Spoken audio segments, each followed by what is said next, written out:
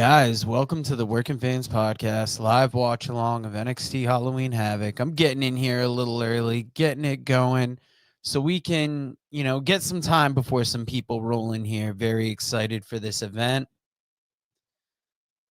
Let me let the man called Dave know that we're going on early.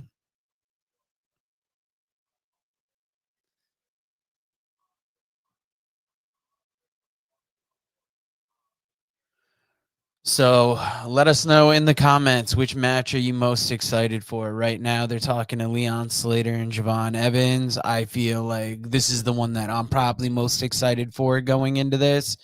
The Hardys match is up there as well. I don't usually tune into these pre-shows, but I just set everything up here and I figured, let's put up the banner as well. And I figured, why not watch some of the pre-show? Why not get this thing started a little early? See what kind of conversation we can get going about the show. We're going to share this out to a couple places right now. And since it's so early, let me play a couple commercials for you about some other groups or some other people we are happy to team with. Author Ray Lopez presents Lockup, professional wrestling in our world. Lockup dives headfirst into the colorful world of professional wrestling. Explore the iconic characters, careers, matches, history, and families, and delve into the bizarre and fascinating entwining of professional wrestling and film, television, football, politics, gender, and race. Pre-orders are available now on Amazon.com or at MascotBooks.com. This is the perfect gift for the wrestling fan in your life. Pick up a copy today on Amazon.com or at MascotBooks.com. God, it's been about a year now since we talked to the author of Lockup. That was a great book. I remember talking to him and then going to Maine shortly after having received the book. And it's still one of those things that I can't get over what we've done with the podcast, being able to talk to authors. I also have author Brian R. Solomon's Gorilla Monsoon book that I can't wait to kick off either. That'll probably be another vacation read. What wrestling books are you guys into right now? Are you in the middle of any? Do you have any coming in that you're excited about? Let us know in the comments. I'm getting the link shared out here now.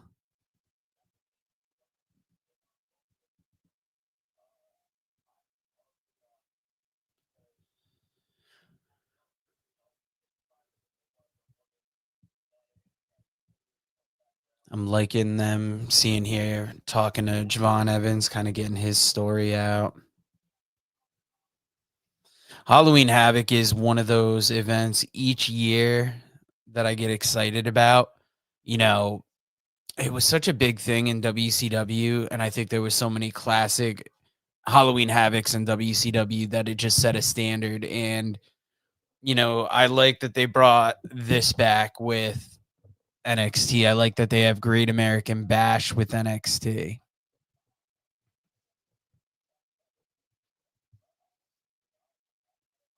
I don't know. I'm not big, like I said, on these pre-shows. I'll tune in every once in a while just to check them out. They're spending a lot of time on Javon and Leon Slater here. This was a match that we were disappointed in at Bound for Glory that it wasn't a bigger banger. And having Dark State jump them and having this match with Hardys and Dark State, I don't know if that's what this was setting up the whole time, but Hi. Got the man called Dave and AJ Strange Brew in here. That's Do you guys right. have this pre-show on as well?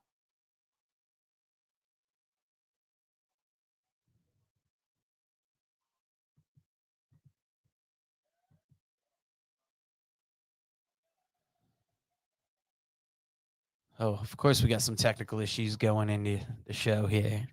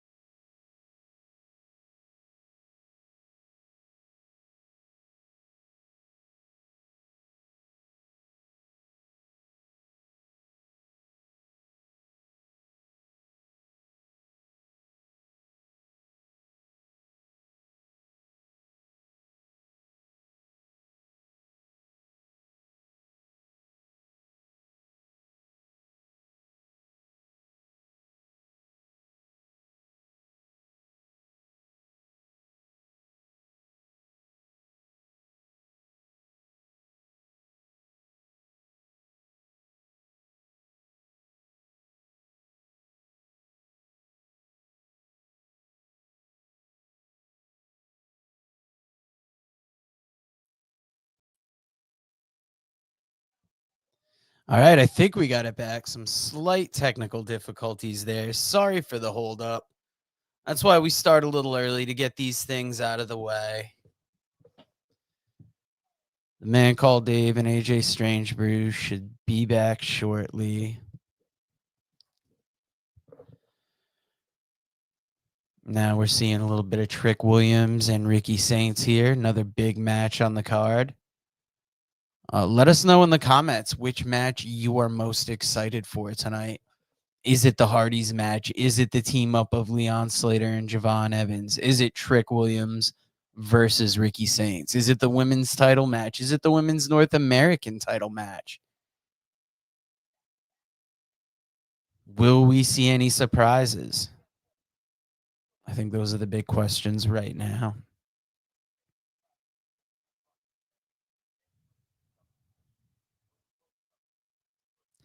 I've really liked Ricky Saints since he came to NXT. He seemed, I don't know, lost in the shuffle at AEW. And when I heard he was coming to NXT, obviously there was some excitement because I've seen Ricky Saints since the since the NWA days.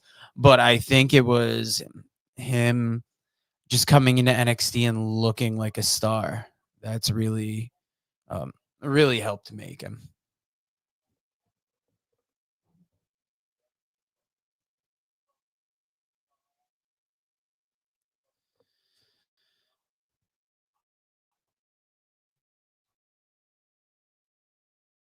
Again shortly. Like we said, we won't let technical issues hold us up.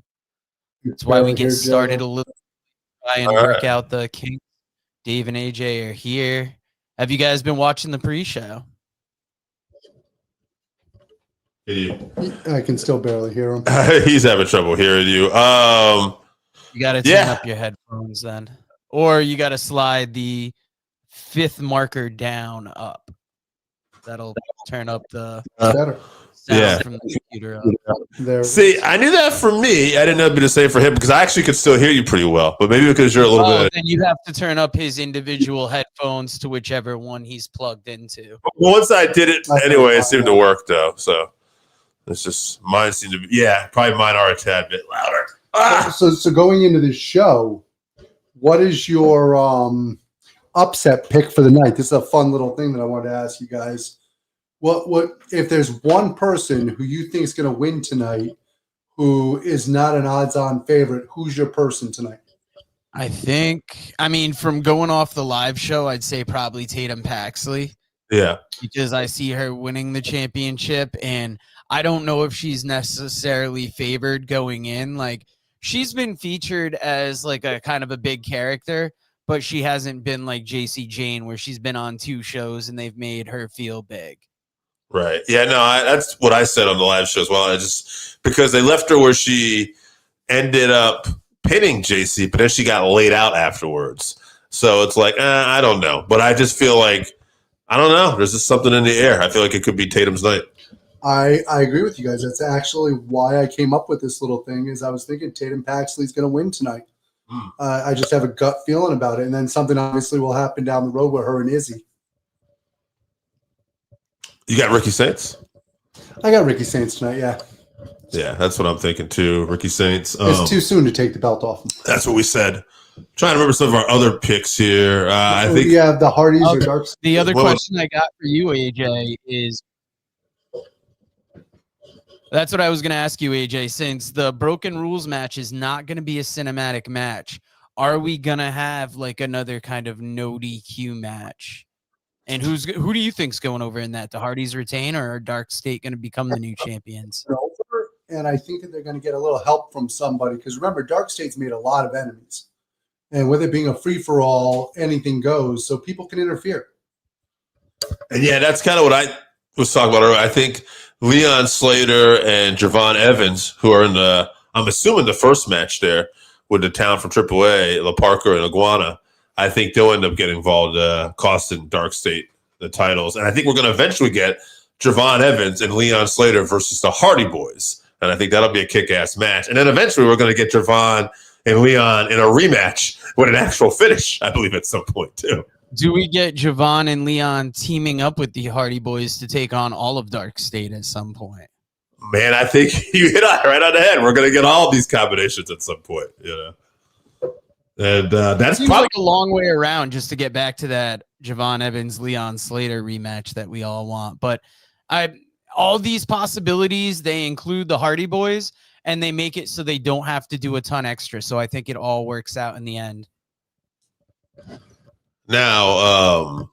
So we all agree on the Hardys. We agree on the upset pick. We agree on Ricky Saints. I'm not even going to ask. I'm pretty sure we're all picking.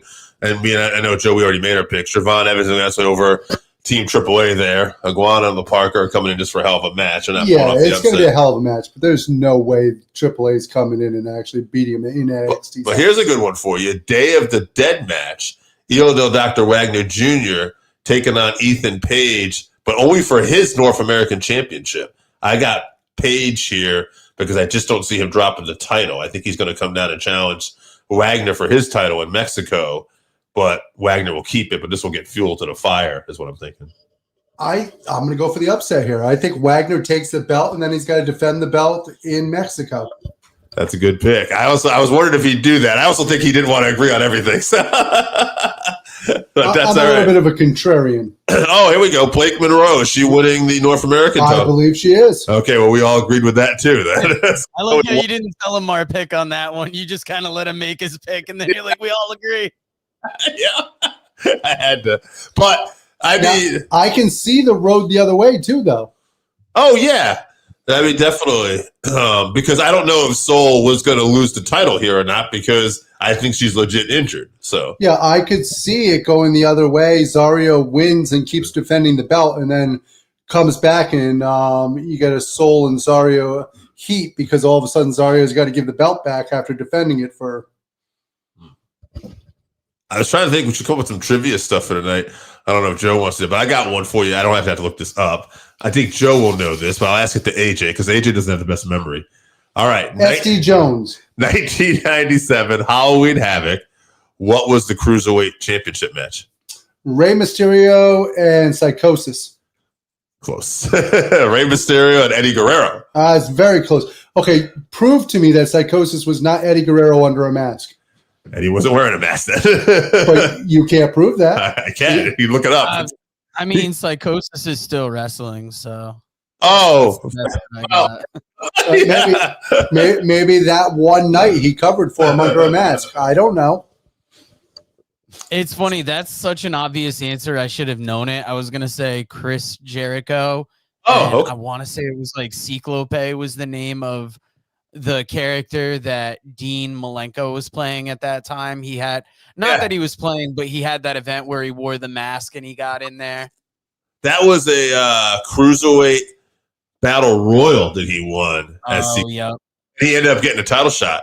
I want to say it was that. That might have been Halloween Havoc too. But yeah, that's pretty cool. I didn't think of that. One of the great Mexican wrestlers of all time, Cyclope. So great, he almost called him Japanese. What a great Japanese Mexican wrestlers of our era. Hey, look at Ultimo Dragon. I was just about to say, you joke about the Japanese-Mexican connection, but the Toryumon, you can look like Okada got some time training in Japan.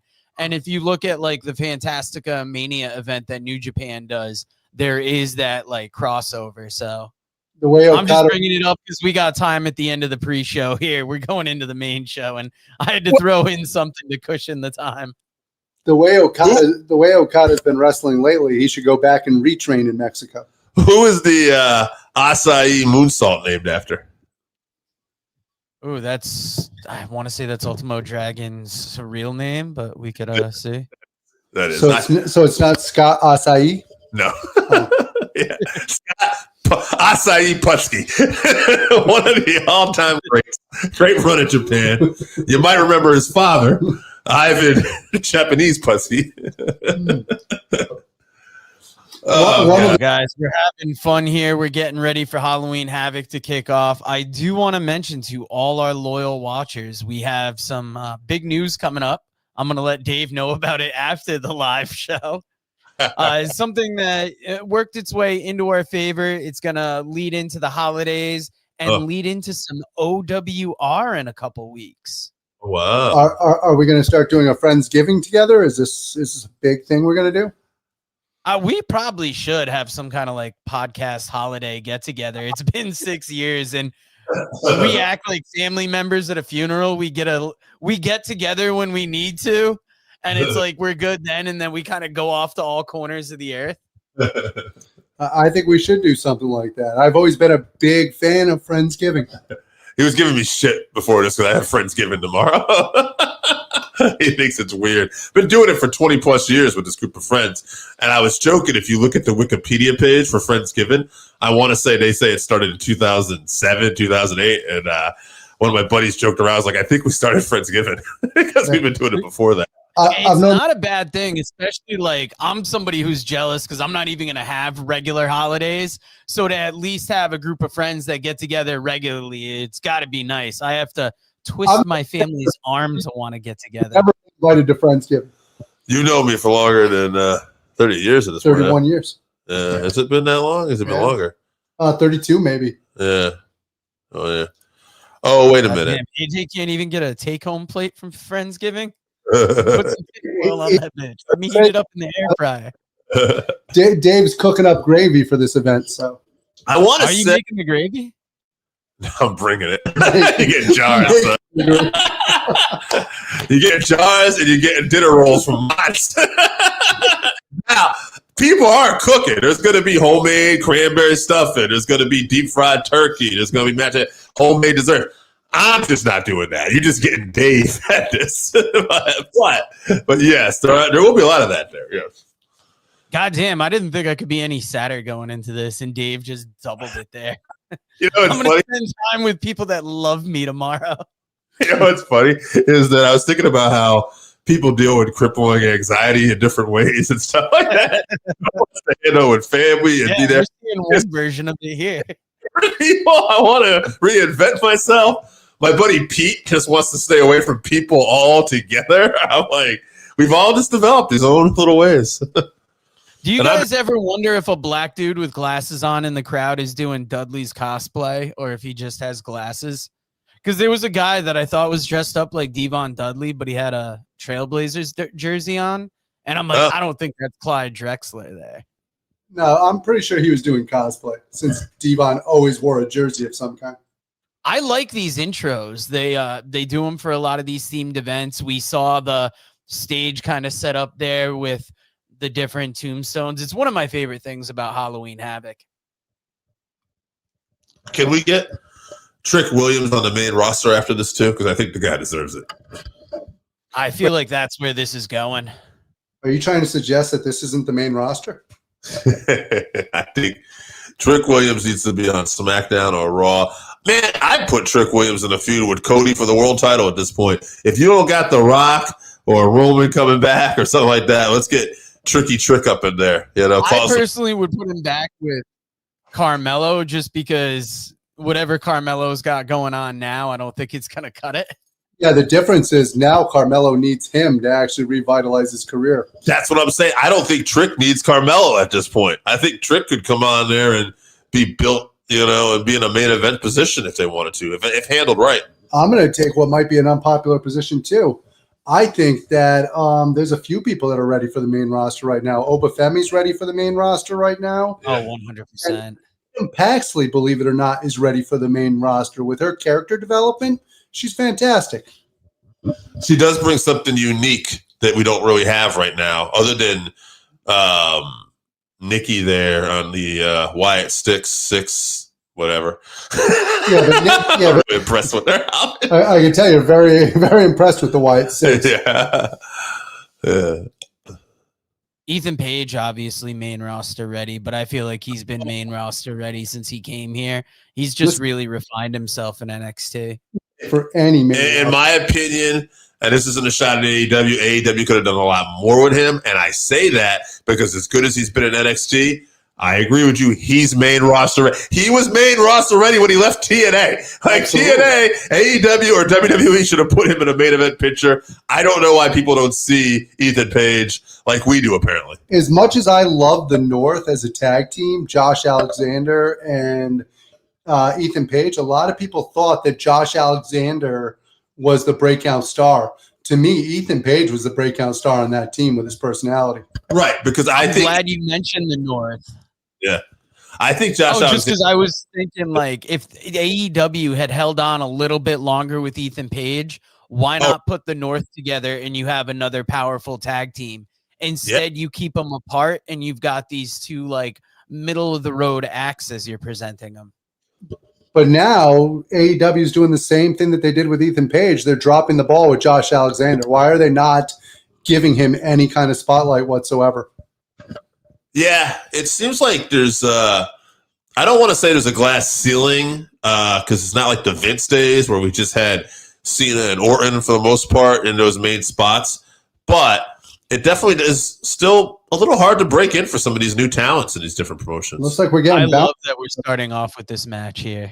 I had a feeling we would, but it should be a fun one. It's definitely the right match to start out with. It's about to be a 6-man tag. Oh yeah, he's got. Sorry, you want to bring that lizard? I got Skeletor, baby. I got Skeletor. Wait till he finds that's a real skeleton. I've been watching enough of that Ed Gein show on Netflix, so like that feels like it could be a real possibility. Dude, Ed Gein was one of the most interesting characters in history. I thought he was going to say in NXT. What you know about Ed Gein in NXT? He was a real cut up. He knocked him dead. I actually saw a preview for something today for Joe Gacy for some not Joe Gacy. John Wayne Gacy for Peacock. Yeah. Not the wrestler Joe. The funny thing is, this is another kid who could, believe it or not, even at his young age, I could see him on the main roster. Yeah, for sure. He made those couple of shots, and I think he impressed.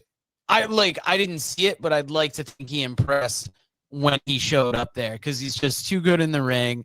His jumps are incredible. I'd love to see a main roster storyline where the New Day tries to take him under the wing without him actually asking to be taken under the wing. That would be fucking amazing. Just imagine if you had him come in and it was like the old heads versus the young heads. You know, Javon Evans doesn't want to hear it, but Xavier and Kofi, like, they want to put on that next thing of wrestler. I was just thinking, both these guys are so talented, and they're the combined age. I'm pretty sure is younger than AJ Styles. Oh, they definitely Their are. combined age is younger than all of us. Yeah, their combined age is sad. I knew that. I think their combined age is like 42. Yeah, I think we looked at that. I think they're both 21-year-olds at this point. Yeah. So. Especially, I like this going up against AAA talents. You're expecting like a fast-paced, high-flying match here. Oh, look at the Riddler. Booker T. I like Vic Joseph is dressed as somebody, and Booker T is just, what is he? He's the judge, baby. Why does the guy behind Booker T look like he's got a Shane Gillis mask on?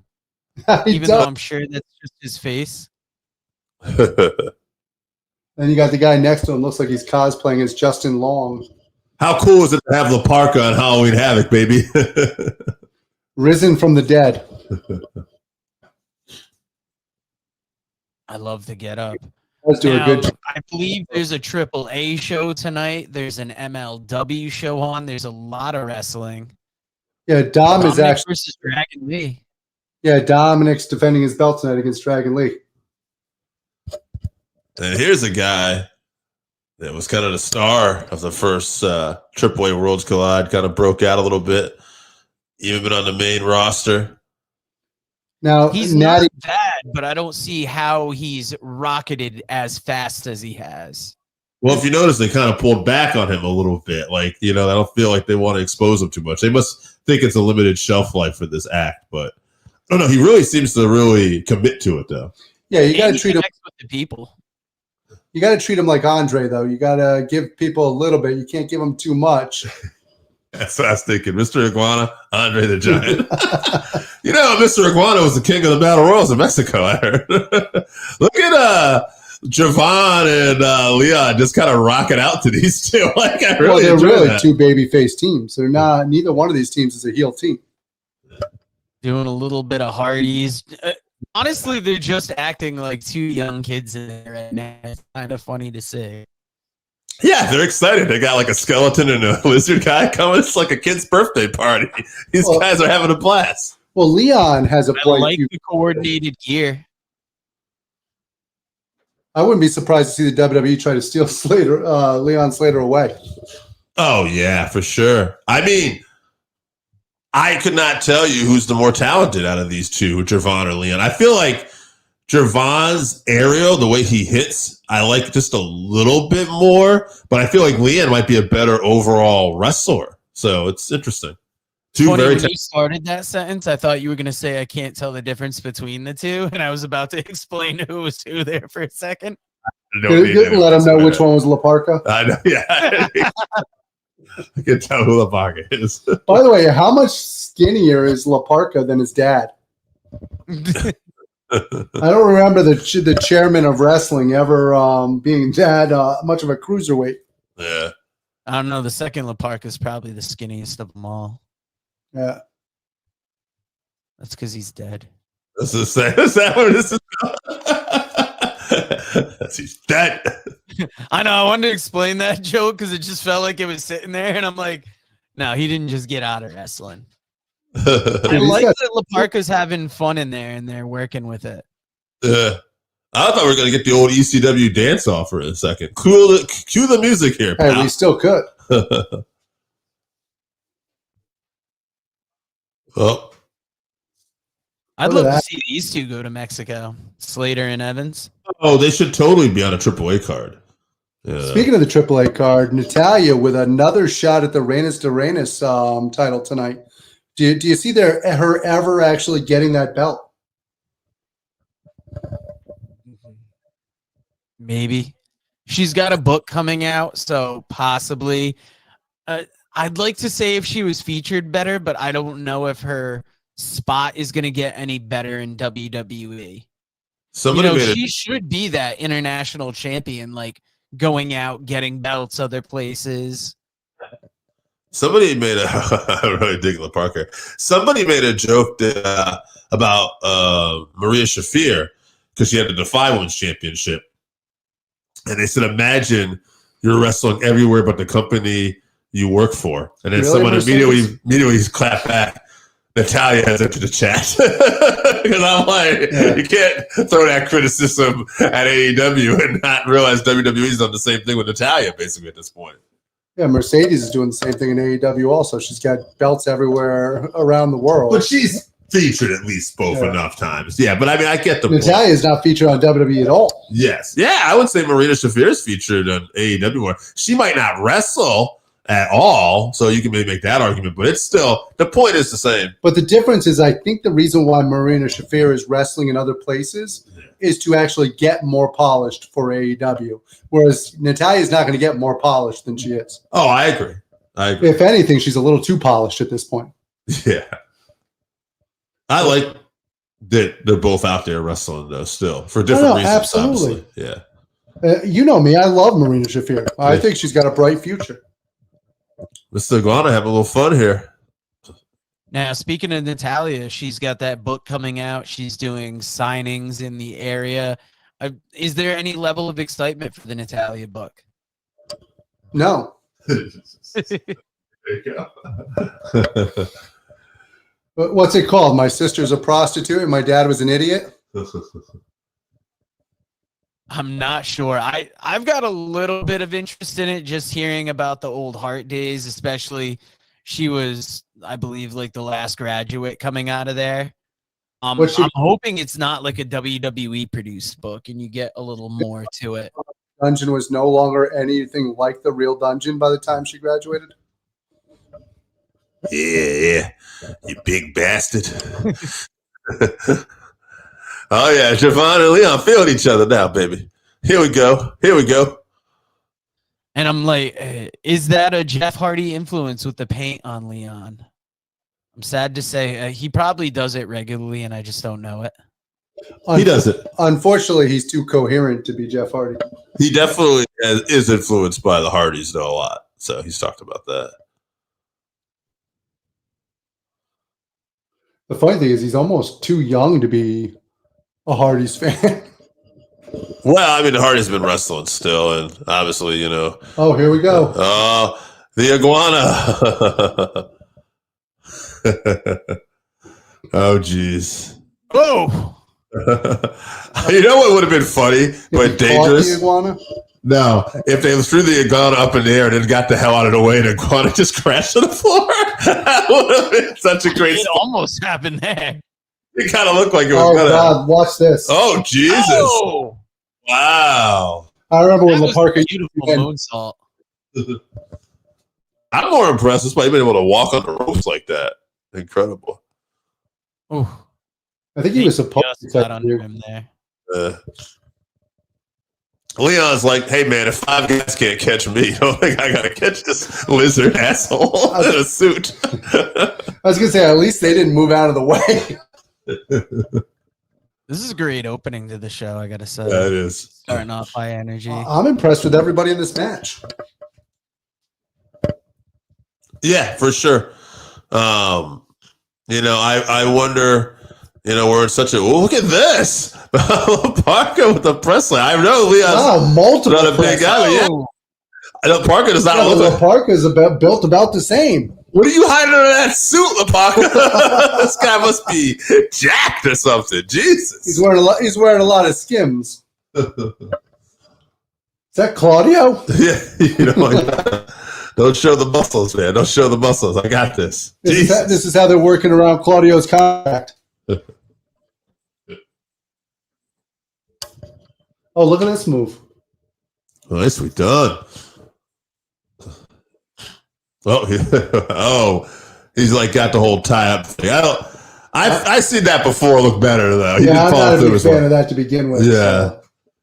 First of all, you look like a complete dumbass that you can't get out of that. Secondly, he drop kicked him in the ass. Yeah. First time I saw that, That would have worked a lot better in Mexico, where those kind of like goofy spots go over a little bit better. Well, and if you're going to do it more seriously, I've seen it done in English style wrestling, but it's done in more of a really tie you up with freaking holds. I want to say I saw it in World Class the first time, and I don't know if it was Chris Adams or it was a grappler or some other wrestler, but you could tell it's definitely. And it looked like he locked him up. Of course, I was a kid, so maybe I'd watch it now and be like, "Idiot!" Yeah, almost locked him up as much as Ken Patera. Oh wow! Wow, that was a nice snap. He is bouncy. Ken Patera was hungry that night. Hey, sometimes you just need some McDonald's. I feel like this match is going to put Evans and Slater on the map. Just seeing them, I'm like, how is this not a team that's been made? These guys could be like the future of tag team wrestling if anybody in wrestling cared about tag team wrestling. Where are we live right now? Are we on the YouTube? Are we on the Facebook? We're on YouTube and Twitch. Twitch. Love the Twitch. And we've been shared to Facebook and X, so we are out there.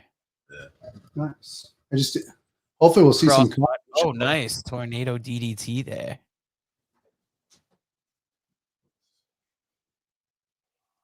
I like it when we get to be interactive.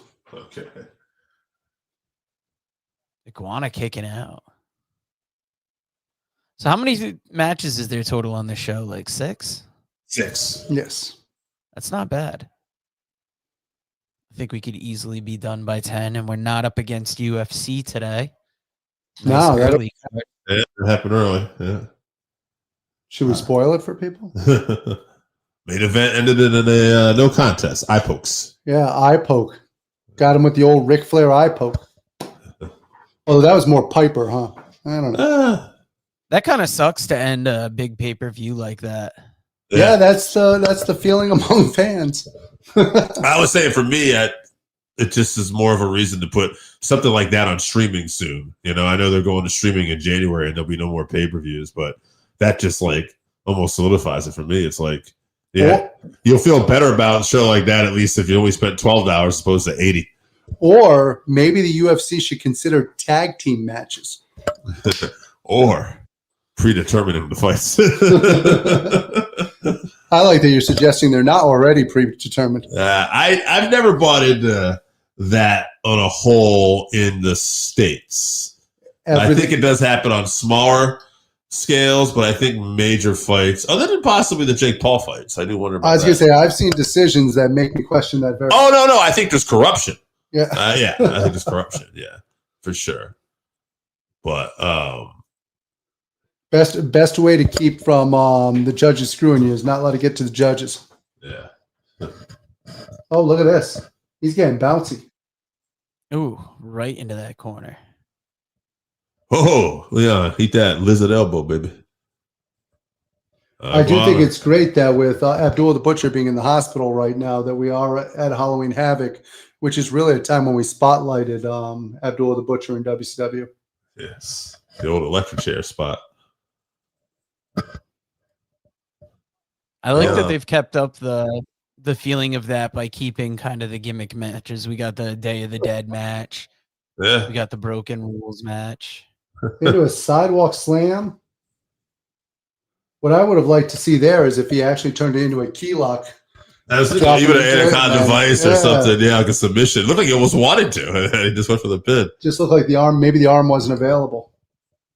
I'm almost feeling like this Parker is actually hindered by this gimmick. Like he's showing me some stuff here. Like this guy's looks pretty good under this mask. Oof. Well, it's kind of good because if you see what LA Park's become, not the worst wrestler, but he's just more of a big brawling wrestler and kind of known just to be salty individual. Which is actually how I often describe myself on my dating profiles. One salty motherfucker. Yeah. You ladies out there.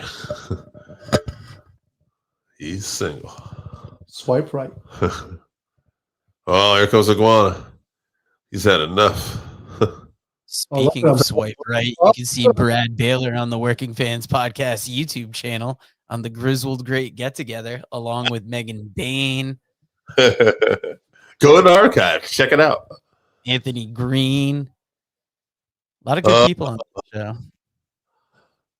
Uh-oh. Look at Iguana. Does he have a lucha tattoo on his chest? He has a tattoo. I don't know if it said lucha. AJ's going to look up Mr. Iguana tattoos, I think, here. Nah, my Blues are up on the Red Wings, 1-0. AJ, a hockey guy. I'm really a fan of all sports. Oh, shit. the lizard bat. Yeah, we're at the start of the hockey season, end of baseball. Yeah, big upset last night. Toronto going over the Dodgers, and not a little way. They beat the shit out of the Dodgers, broke it open for 9 runs. I guess NXT going into this had one of the lower ratings. It was like 500,000 they've had in a while. But they were against the NBA, who had the highest ratings on an opening NBA game in 15 years. They're back on NBC.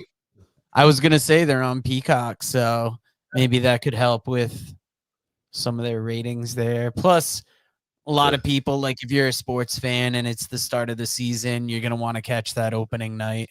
But the highest rating in an opening game in 15 years, though. Like, that's crazy, though.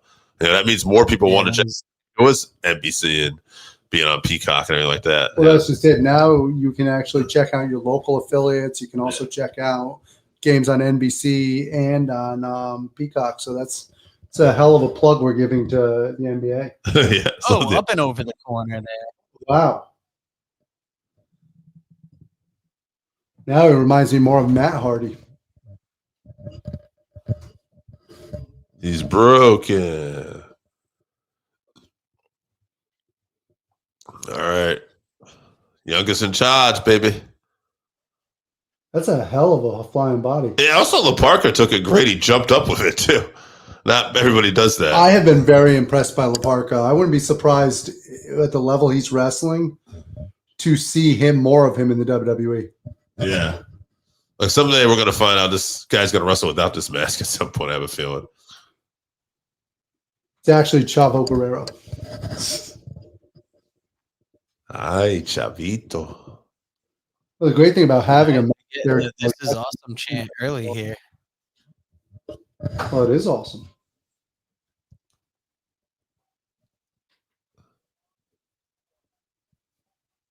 All Now I right. gotta ask you guys: seeing these guys come together as a team, does that make the end of that match any easier to put up with? I love the puppet thing here. That is fantastic. His smile is the best too. Oh. Poke him in the eye. Leon's like, not do that to me. That would have ended a UFC match. Oh, Oh wow. Oh, he really took that.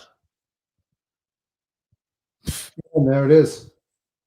Here it comes.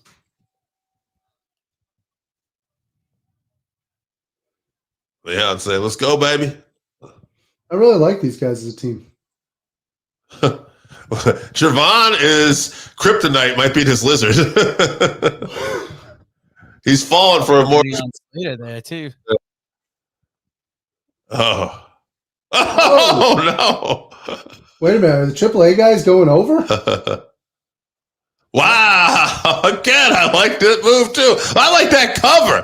The Parker. Oh. Where have you been all my life, brother? Yeah, what I a love great this. cover. Hooking the leg with his leg. Yeah. Now, what's the thought on the lizard somehow not being like DQable? Yeah, what if there's a brick in there that you don't know about? That's a great point. I'm so used to the stupidity. I just didn't even question that. Why is this not a disqualification?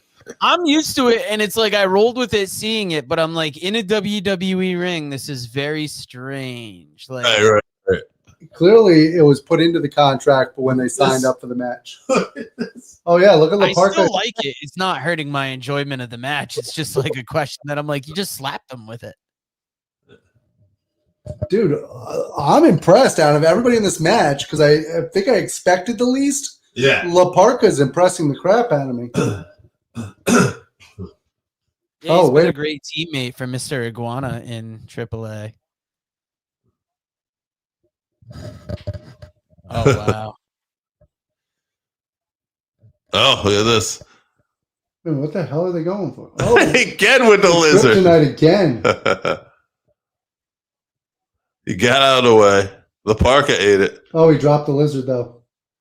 Oh, he got like a headbutt or something off of that, Yeah. though. Actually, the person I've been least impressed with in this match is Mr. Iguana. Right. I still like him. I hear what you're saying. No, What the? I'm not saying I don't like him. I'm just saying he's the person I'm least impressed with in this match. I know. What was that supposed to be right there? Were they supposed to hit, or were they just supposed to both totally miss each other? I think it was supposed to be a cutter, and he just missed him. Oh, I think that was a cutter right there. Leon just got it.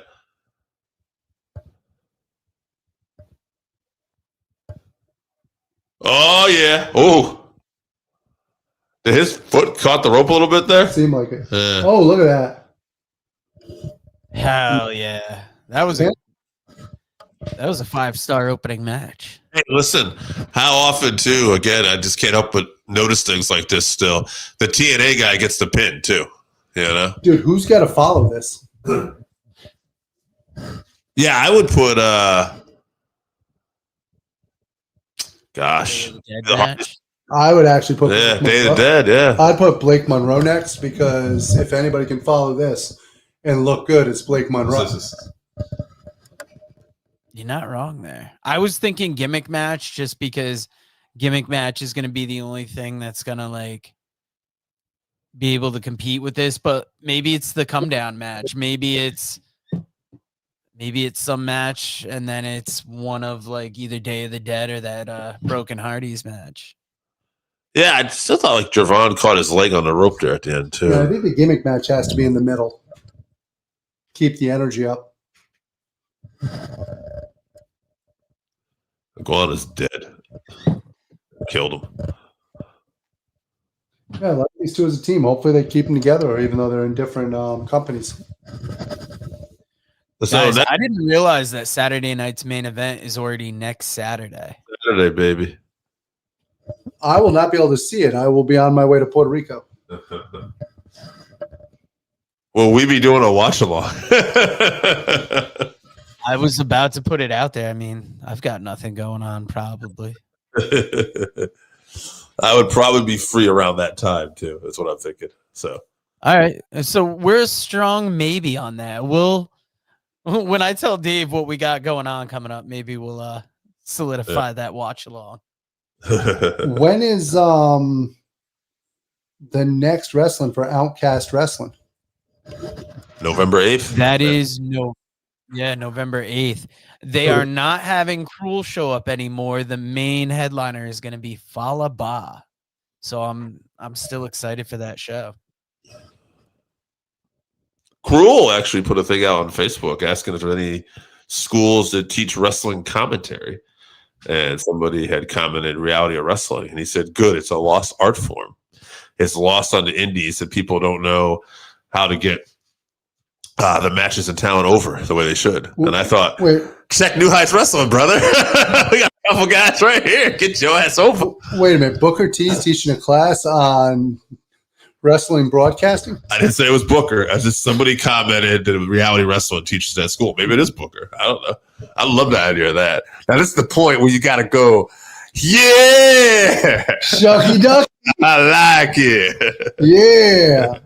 And then when the girls come out, don't forget to say pop. As somebody that does wrestling commentary, it's nice that a school is featuring something like that, because when you think about learning the ropes in wrestling, you think the in-ring, you think refs, wrestlers. You don't necessarily think about commentary. And like Dave and I have gotten guidance, but a lot of it is just kind of doing what we've already seen and just using your common sense in wrestling to put the people over the best you can while accentuating the stories that you know.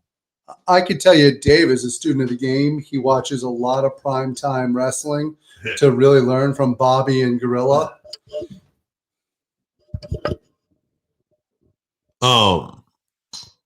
Also, speaking of reality wrestling, I saw that they had Gino Medina, who's one of their stars, against Trick Williams the other night. So Trick Williams is also making reality wrestling appearances as well. Wonder where he made that connection. Yeah. But good for him. He's out there doing TNA. He's out there, doing reality wrestling. And, Gino Medina is a great second-generation talent that was featured on MLW. He was in that faction with Richard Holiday, MJF, and Hammerstone. Yes. So it's great to hear him still doing things out there. Should be a bigger wrestler, frankly. And his grandmother invented the Funky Cold Medina. She did not. I feel like a real monsoon. Will you stop? I still haven't gotten into Brian R. Solomon's Gorilla Monsoon book. Can't wait to check it out. Yeah. Put together with the help of the family, so you always get a better book when you get that kind of input. Yeah, especially with the children. I think Ethan Page and Dr. Wagner might be the next match. That's the feeling I'm getting here. Blake Howard, wasn't he on an independent scene or something before too? This announcer? Maybe. Is he the great? I don't know. He doesn't look particularly familiar. I think I remember hearing about this guy getting picked up from somewhere in the Indies. Little known fact: Blake Howard, great grandson of Mo Howard. Yeah, Mo Howard. Do you know who Mo Howard is? Three Stooges? Absolutely. Yeah. I think I didn't know my Three Stooges. Oh, we know Three Stooges. Actually, I don't know the last name of anybody but Mo, honestly. I know it's Larry and Curly, but yeah. Well, Shemp and Curly and Curly Joe, were, or was it Curly? Two of them were his younger brothers. The one who passed away. Curly was his brother, and Shemp. Yeah, Shemp. And it was Larry Fine was the other one's name. Oh, Larry Fine. I did know that, actually, yeah. I was going to try and go the extra step and give Mo Howard's real last name, but I can't get it at the moment. I'm trying to remember it. Well, considering he comes from a Jewish background, I don't think his real last name was Howard. I know. That's why I didn't just want to throw out nicknames, because I'm going to be like, oh, it's Moskowitz. And then be like, well, I was in the right ballpark. Moskowitz. And then we can all share that time that we were boycotted by the Jewish American League.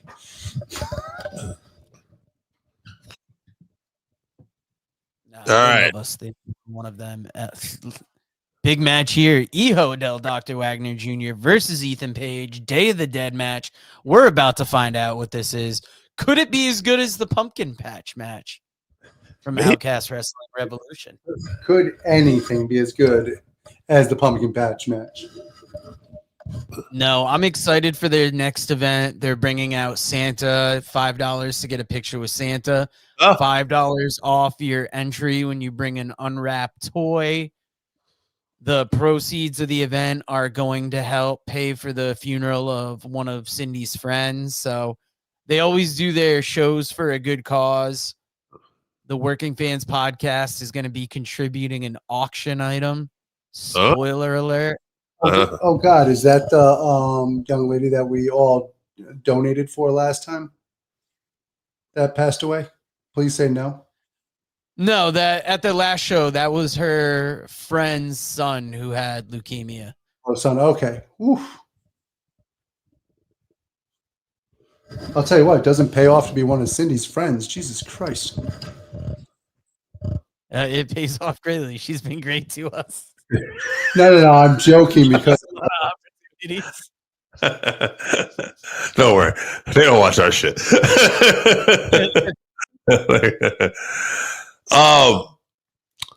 His outfit tonight, Dr. Wagner Jr., EO Dr. Wagner Jr., it kind of reminds me of Santos Escobar's outfit a little bit. I was about to say the same. It has like kind of a Lucha Underground feel to it. And Ethan's sticking with the half face paint for this, huh? Interesting. reminds me of Rowdy Piper. Oh, what is famous? It reminds me that just now I was thinking about wearing a mask for this and totally forgot to. Oh, look at that. He's got his shirt with his picture and the North American Championships inside. That's fantastic. That's right.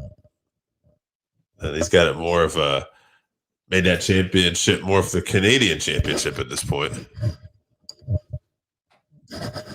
Looks like freaking his face paint was done very well, though. I don't know if he does it himself, but good job.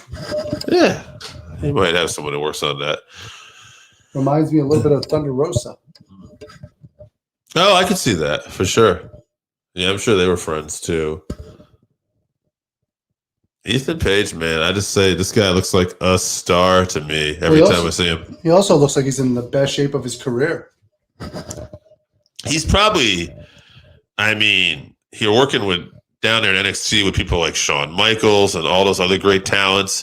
And I feel like Ethan Page, especially, I don't know, even before he was ever really killing in TNA, Ethan Page was kind of one of those guys that showed up on my radar. And I got to see some interviews with him, and he's always come off like a real professional. So having this opportunity to work in a place like NXT, I just have a feeling like, yeah, he's probably in the best shape of his life. And I could definitely see this guy being main roster in the next year or so.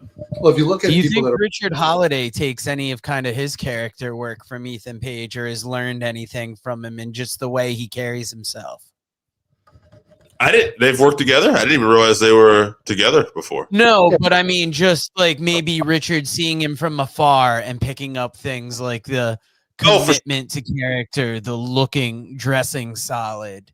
Yeah, absolutely. it's professional wrestling. If you're not borrowing from other stars that are doing well, you're not trying hard enough. Cody talked about that one time too, about just like moves and stuff like that. And he talked about like a little sunset flip he does out of the corner. And he's like, oh yeah, I put a little variation on it. But he's like, I got that from Booker T. And it's like, like I would never think Cody Rhodes and Booker T, but that makes sense as soon as he said it. Well, you got to remember, Booker T was really at his most athletic and coming up when Cody was a young man in WCW. That's right. And Shelton Benjamin, this one was always a little more clear to me. Like he's borrowed stuff from Sting at times. He threw punches the way Sting did. He just splashed in the corner, Well, Shelton's got that incredible athleticism also. Talk about just a natural jumping ability and just charisma. You're talking Dr. Wagner. Dr. Wagner Jr., he's... Here's something from TNA Bound from Glory that I picked up on the rewatch when I watched it with my brother. When we were watching the Tessa Blanchard and Gia Miller fight, yes. Gia Miller went to train with George South and then later went to train with Mike Jackson. So that was something we didn't pick up in commentary. And when you hear that, knowing that Tessa trained with George South, that gave that match more of a connection. It's just something that I think we speculated on because we didn't have the sound up, but I picked that up on the rewatch. Well, allegedly, she also had an affair with Mike Jackson. There you go. And Breaking news. Which, if you've seen GMO and you've seen Mike Jackson, you know that is not even close to I the meant case. Tessa Blanchard. Oh, okay. My bad. A little more. I was tying them together. A little more believable.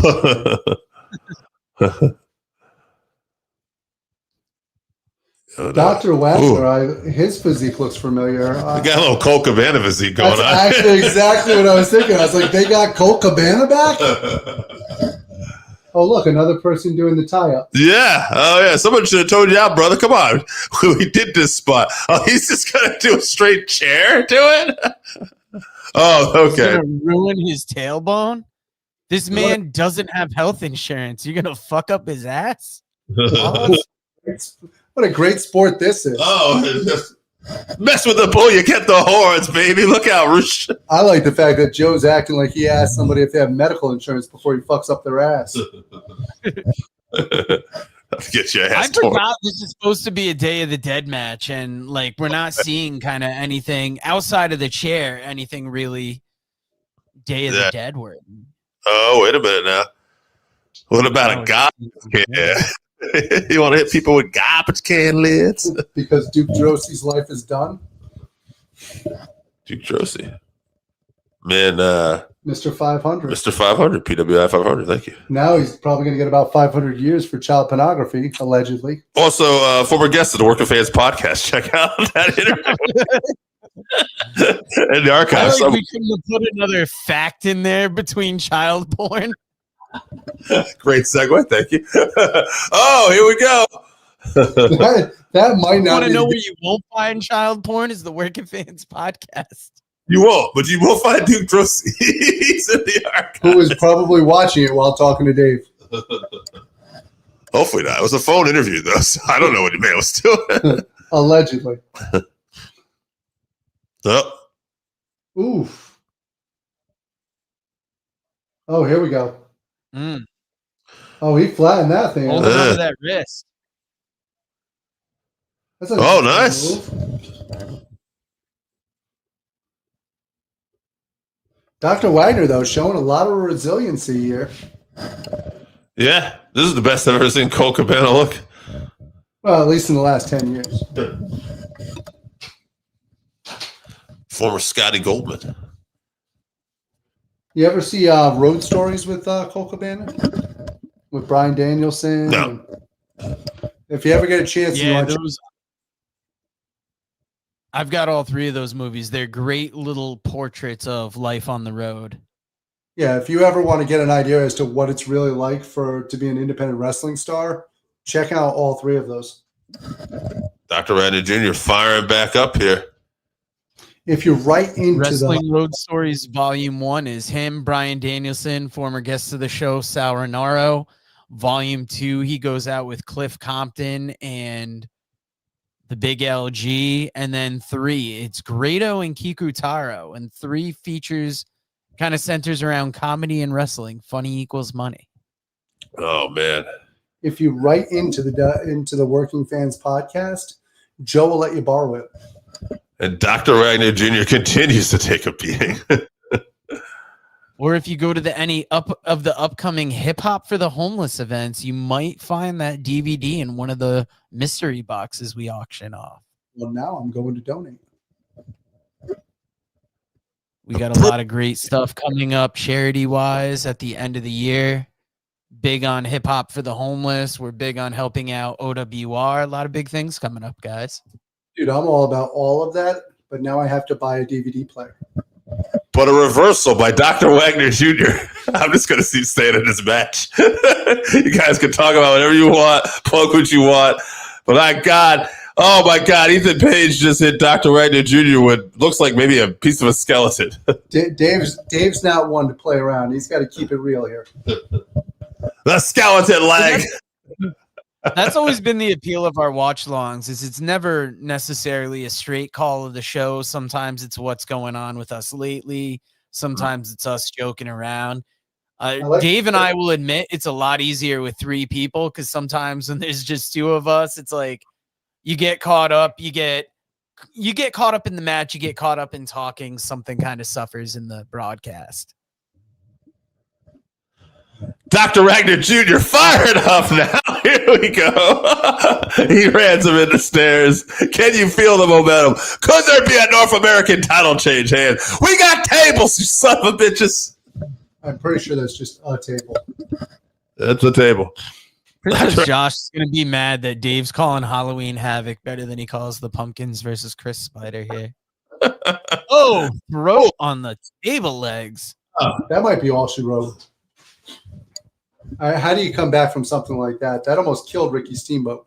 The leg of the table, that actually reminded me more of Magnum TA Tully Blanchard, the I Quit match, where Magnum took the leg of the table and rammed it in Tully's eye, which I always wondered if it was an impromptu spot because the table did break a certain way. Or the chair, excuse me. Yeah, it was definitely a chair. It was one of the old-fashioned wooden folding chairs. Right. Now, did you guys see those kind of fucked up camera edits they had there? Is that supposed to be there, or are they just trying to capture a spot? Is it a spooky, kooky thing, perhaps? It's Halloween. Who might be here? I was going to say, I put out plenty of shorts this week with different effects on them, so everything hyping Halloween Havoc tonight. Yes. I'll tell you what, this is no WrestleMania. WrestleMania. Or get your ass kicked. Oh, fuck. I forgot what the Fall of Boss show is now. They changed the name of Cruel Intentions. Oh, that's smart. Yeah, why not? Yeah. Well, since Cruel's not on the card. I agree. That's what I'm saying. That's a good idea. I'll tell you what. I'm feeling good about the fact that even though I predicted I'm feeling good about my Dr. Wagner. Wait, is Ethan bleeding? Or is that face paint? He might be bleeding, considering it's on the opposite side of his face. Yeah, it looks like it's all over his head now. We don't get a lot of blood on WWE events still, especially on NXT. Yeah.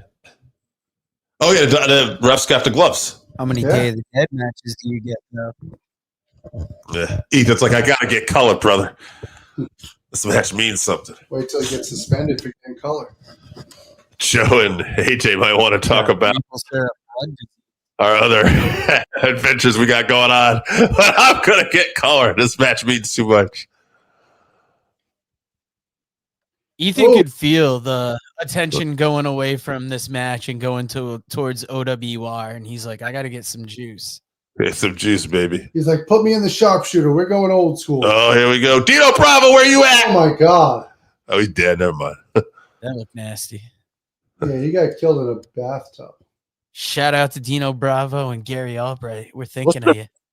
They're not going to hear you. Was Dino killed in a bathtub? I thought it was his couch. Or like watching TV. I thought he was watching TV and he was shot in the chair. I thought he was found. Yeah, I think he was shot in the chair. Yeah, that's what I thought. We all know he was shot. I should swear. I only remember this because in the Dark Side of the Ring documentary, oh, look at this. He's sitting there. Oh, he's raking at the mask. You son of a bitch. It's always a good move in these lucha situations. Whoa, that's a lot of the mask to come off, though. A lot of mask to come off. Wow. Sometimes, like, just an eye will get ripped off, but you can pretty much see his face there. I'm fired up, man. Yo, AJ, this might be. Is he Samoan? He looks like Maga's son or something. Shut your mouth. Maybe Jeff Cobb lost some weight. Nice to see Jeff Cobb. JC Mateo, baby. AJ's looking up Dino Bravo death still. He's like, we're going to get to the bottom of this. Was it chair or was it bathtub? I had always heard bathtub. Maybe that's just where you want to picture him. Oh, yeah? Who doesn't? Oh. Speared him with a head. Oh.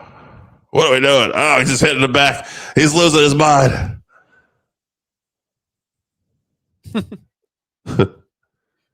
So apparently with Dino Bravo, he had a $400,000 shipment come in of cocaine and cigarettes. Yeah. And when the guy came to pick it up, he was supposed to be selling it to, the police were there. And the police killed him? Got him, baby. 911 is a joke. Yeah. I remembered cigarettes. I didn't remember cocaine being part of it, but Ain't part either. Yeah. His wife and his daughter went to ballet lessons. Yeah. He was watching hockey on TV. Yeah. and there it is. That's where they got him on the chair. And the Think it's Maple like a- Leafs were not the only team to get a hat trick that night. Unless he was watching TV from the bathtub. Dino like to risk it. I like the advertising on the ring is sparse. You got Battlefield 6 right in the middle of it. Even- Bullshit. I don't know what they are. There are some weird things about it. There were no footprints in the snow outside, and there was no sign of forced entry into the house. Yeah, I think there was speculation that Dino Bravo might have left his door open. Yeah, there was only forced entry into the back of his head. Yeah, you guys are right. He was in the chair. It seems like somebody said, "Hey, Dino, I'm going to the bathroom," and they shot him from behind. Pause.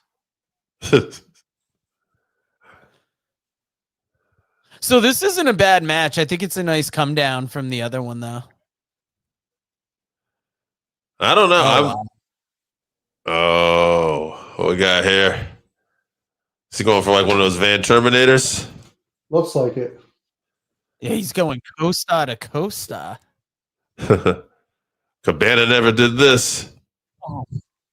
Oh. Apparently, you don't remember Ring of Honor 2007 versus CM Punk. Oh, Ethan Page kicks out. When he went It coast was in that moment that I'm like, holy shit, were we wrong about Ethan Page here? I didn't. Yeah, I was wondering only because I actually when Dr. Wagner Jr. started firing up after the mask and everything started shaking, I thought if he had gone for something big in those moments, I was like, oh, this could be it. Now the match has gone on for quite a bit longer. This doesn't look comfortable. Wait a minute, back to the mask. Boy, your mask is over. I wish you guys had the sound up because I just heard Booker T go ring a ding ding, and then I was thinking about commentary school. Hey, Booker knows all commentary. Ring a ding. No! There ain't Jr. kicks out. He kicks out. How do you kick out of that? I'm like falling. This place is going on fucking glued. Although I do like the fact that his mask now looks like the Mortis mask with the top off it. And Did Booker T say anything about popping his neck?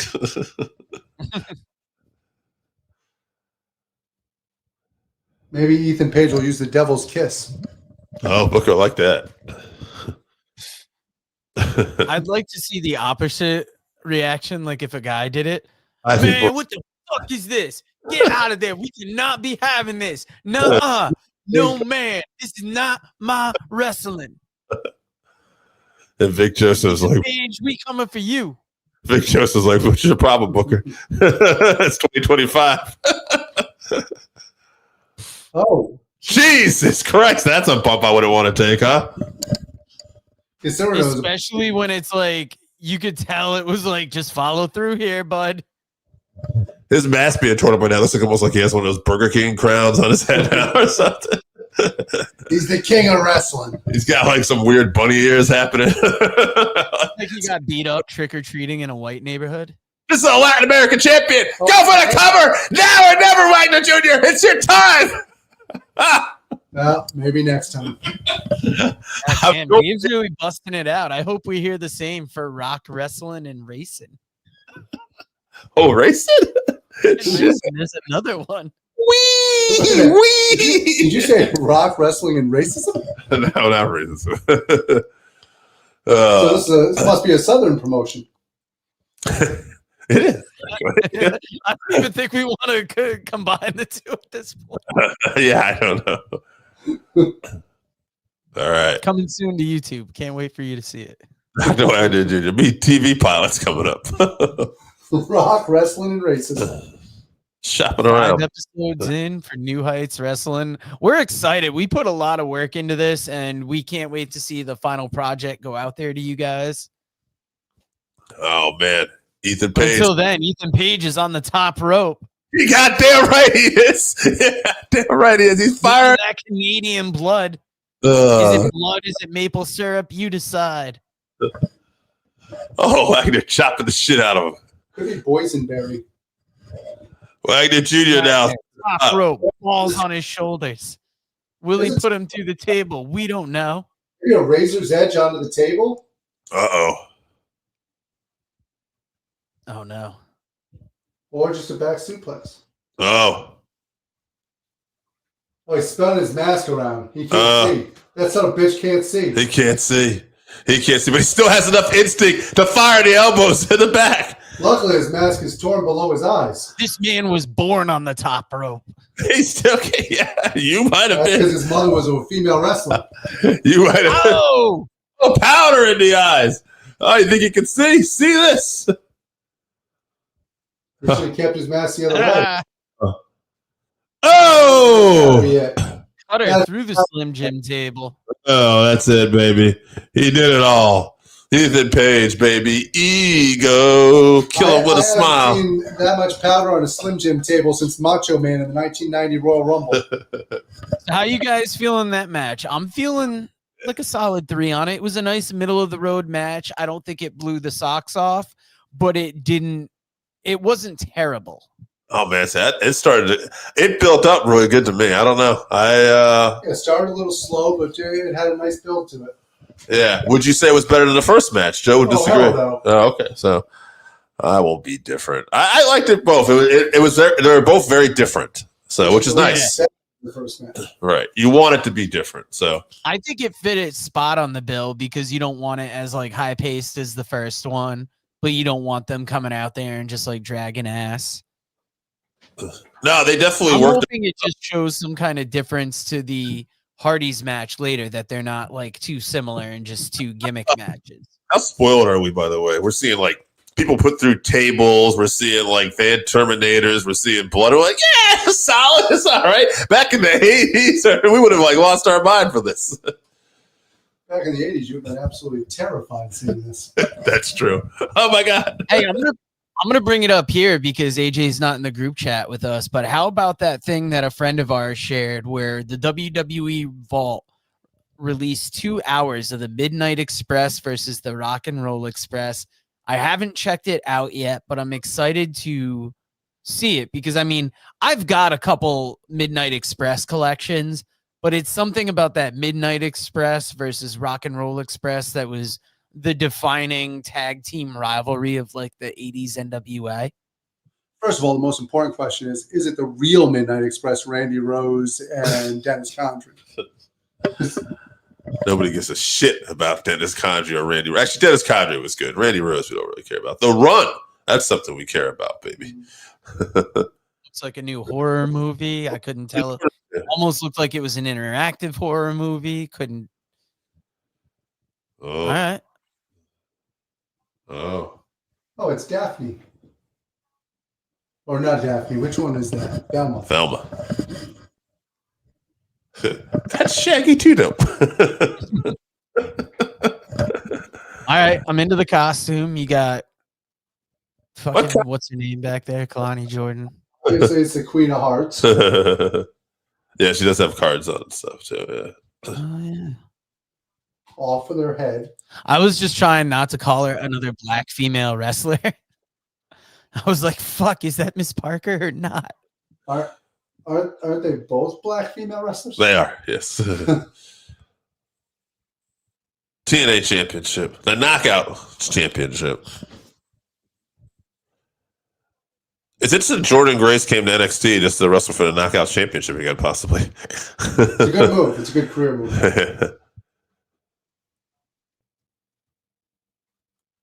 AJ's been a little upset, Joe, because he's actually been tuning into TNA Wrestling the last couple of weeks after the Big Bound for Glory show, and they haven't had an episode. It's been like a recap that they did a behind the Bound for Glory thing. It's like he's been telling me, he's like, way to capitalize on the momentum. Oh, shit just got real. Is that how you avoid dealing with shitty finishes, though? Is just giving recap shows and not having to Oh yeah, that's what I would get into? like. They can make things look good. November 18th and 25th. We had a shitty. NXT Gold Rush. Interesting. Yeah, but the funny thing is they followed up with their biggest crowd ever on American soil, and you had your TNA championship won by Mike Santana. I'm into this NXT Gold Rush. Weeks. Dave, remind me to make a short about that later. So we're gonna have titles defended from NXT, TNA, AAA, and Evolve. Absolutely incredible. And then TNA is filming at Full Sail coming up as well, too. Now that's a great thing. Well, obviously TNA very familiar with the Orlando area. I think we might be getting Blake Monroe next. And Zarya. Sure. Interesting. You got to say TNA is really made out from this relationship so far with NXT, right? Despite what people might criticize and say, like, I got to feel this has been a big win for them. It has put a lot of eyes on TNA, whether you like what's happened, whether you don't like what's happened with the championships. It puts a lot of eyes on a product. Look at the sales for the tickets and the way that the promotion's growing, and it can't be a bad thing. My question, if they don't get some kind of TV deal based off this exposure, does it make it any less of a win? Because it's been great. They've been getting more exposure. They've been featured. But then on the flip side, you could argue that they've had the potential to have some of their biggest stars walk away. You had Jordan Grace leave when the time was done. You have that kind of coming up with Joe Hendry as well. So there's been positive. What were you going to say, Dave? I'm going to flip this around. Has TNA benefited from their relationship with NXT more than New Japan Pro Wrestling has benefited from the relationship with AEW? I don't think New Japan's actually gotten anything from their relationship with AEW. Because if you think about all the shows they've combined, everything they did together, that's fine. But you've lost Will Ospreay, you've lost Okada, a lot of big time players from New Japan all just end up exclusively signing matches on AEW, and their current champion has an AEW contract at this point. I don't know. I just wonder at this point. I wouldn't have wondered this a year or two ago, and certainly I'm not saying TNA is bigger than New Japan or AEW, but did they benefit more from their relationship is what I wonder. It's interesting. I would say TNA definitely has benefited more, mainly because New Japan is more established going into it. Right. It just kind of sucks that there's been no. New Japan might have seen benefits here and there, but they're not seeing an overall effect like TNA is seeing. Yeah, I would say that if anything, New Japan is more established than anything. I think they've been. You could argue that they've been hurt a little bit by the relationship at this point. New Japan's actually technically a bigger promotion than AEW, just because we're in the obviously here in the West. We might not be as familiar with New Japan, but through the years, they're a much bigger promotion than AEW. But I think New Japan's houses and stuff have gone down recently now and stuff too. And again, it's that having people like Ospreay and Okada leaving, Yeah, when you don't have that level of talent. Now, in first place, we've talked about this off air. Okada is not the wrestler he once was. And I don't know if it's because he can't or because he's just settling for what he does in AEW. But we're not getting the Okada from the freaking Tokyo Dome. And maybe not consistently. A few matches here. I thought the Bandito match was his best match that he's had in a long time. But that was because he had to keep up with Bandito. Overall, he hasn't had to keep up with somebody of that level. I'd say it's a mix of things. It's probably age catching up with him a little bit. Yeah. Not necessarily getting the right booking in AEW. And you come off a heavy schedule. AEW has such a relaxed one. Maybe it's just, collecting his money and doing what he does. He's had the moments to put out big things. This was another big thing this week. Hulk Hogan's Rockin' Wrestling is now on YouTube. Yeah. WWE Vault, baby. You're not going to get me too fired up with this. I didn't watch it. I like it, but I can't say it's something where I'm definitely going to go and watch all the matches. But I like that WWE Vault is becoming this house of classic content and like a variety of content. I'd be more fired up for some ice cream bars. I'm fired up for this entrance. Yes. Well, you know, Blake Monroe is always very cheeky. Yes. She's a heel, damn it. I just tell you, like looking at her right now, coming out here in this white outfit, I just want to boo her so bad. Absolutely. I want to boo the shit out of this girl. Boo! You got a heart tattoo. Ah, you're a heel. Absolutely. Boo. I don't quite understand why I'm supposed to hate this attractive woman coming out here. Because she's evil. But maybe that's just me. Maybe I need to look past it. This is beyond physical beauty. She's not a very beautiful person on the inside. Exactly. Whereas Zarya is gorgeous inside. Inside, she's a lovely woman. She's trying to defend her friend's honor. Absolutely. Which all of us knowing Soul's reputation, that's a lot to defend. Now, Blake Monroe, is she featured better or worse than in AEW? Because I would argue that she's featured like almost equally as she was in AEW. Because she's come in, they featured her big. She seems like a star. She's a major player. She was a major player in AEW. I thought she was actually one of the stars in the division. I'm not going to say she's been featured as well in NXT. I think it's getting there. But here's the thing.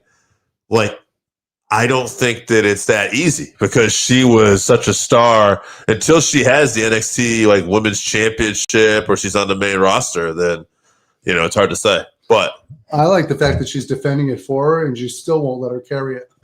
well, there you got to speak and welcome both titles and the K.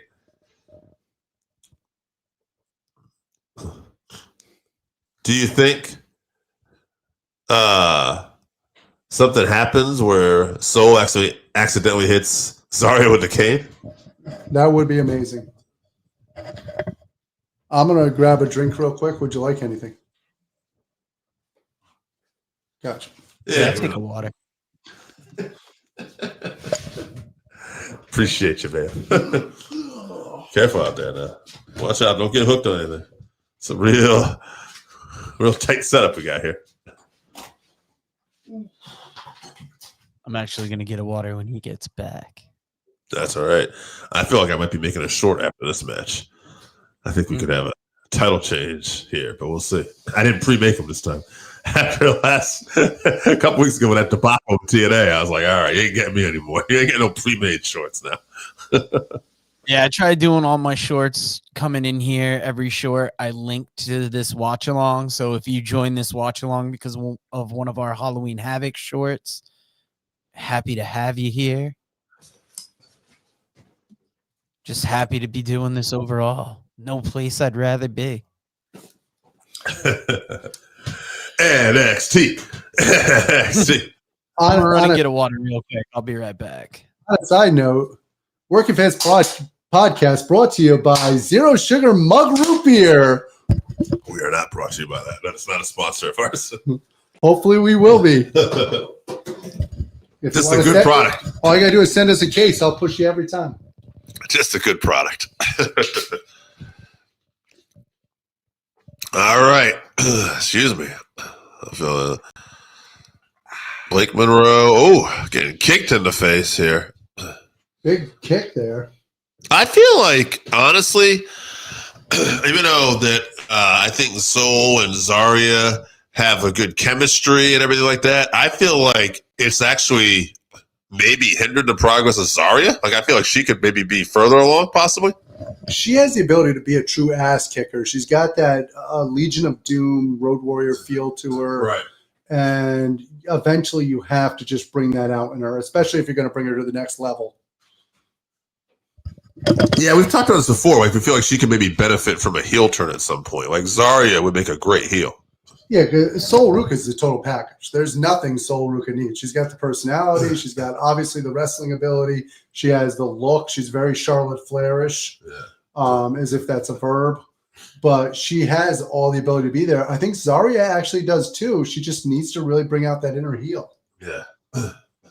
Well, same thing with Jade Cargill. That heel turn last night by Jade Cargill is the best thing you can do for Jade Cargill. She is so much better as a heel than she is as a babyface. Yeah, I would agree. One of the highlights from SmackDown tonight, Jade turning heel, and Ilya successfully defending the U.S. title in an open challenge against Aleister Black in a kick-ass match. Had a little interference from Damian Priest coming back, but I was telling AJ after the show that, like, I was watching Ilya wrestle last night. I was like, I just forgot, like, this guy's absolutely one of my favorites. Like, the way he sells, the way he, just takes bumps like nobody else. He looks like he's taking a butt kicking. I could see this guy having the kind of work rate that could make him a world champion someday if he doesn't get injured. Yeah, the good news is when you have a work rate like Ilya Dragunov has, typically it works out very well. You don't end up with a lot of injuries. I mean, what could possibly go wrong, Chris Benoit? The Mad Dragon, baby. Well, I'm not paying enough respect to this match. Blake Monroe out here. She's trying to set up something, maybe a submission in the corner. Yeah, there you go. I think because how good she is in her character and how talented she is and how attractive she is, we forget sometimes how good Blake Monroe is in the ring.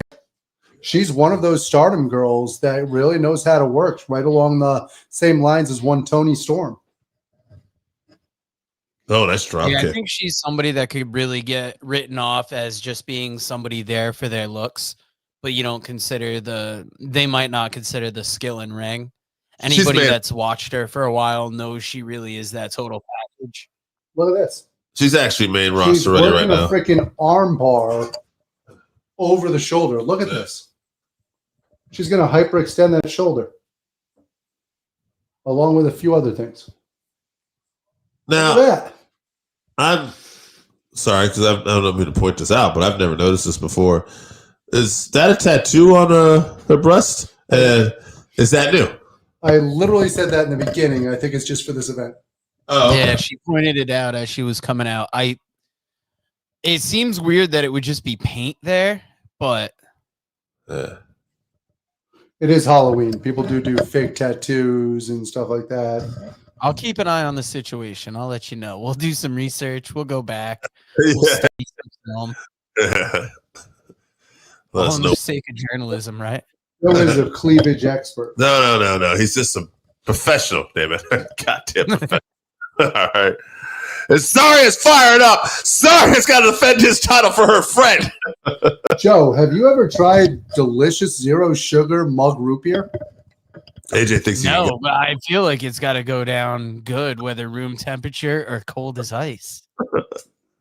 It's delightful. If I was you, I'd buy a case for all your friends. Tell you who's not buying cases. It's Zarya. She's too busy trying to win this match. She's fired up.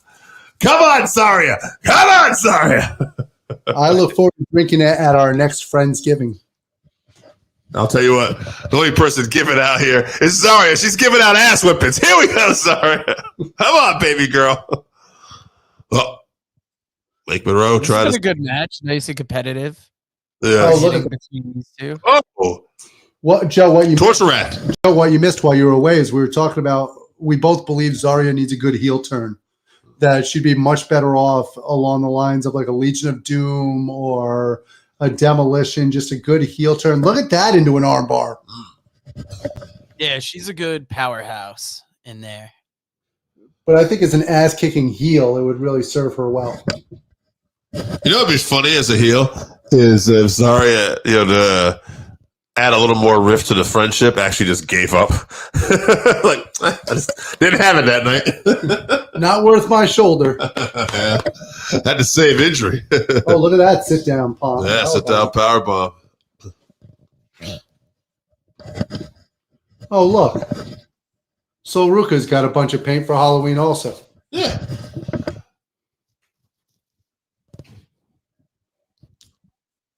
Interesting. Hey, who's that beautiful lady talking to Joe? Yes. Unlike Dave, I actually like dogs more than most people. So Diesel's got to get in the shot here. Yeah, Diesel. Diesel, you watching this match or not? Diesel, you gotta let us know what you think in the comments. Sit. Don't go shit. Go sit. Yeah, go shit. I like that Joe named him after his favorite gulag prison guard.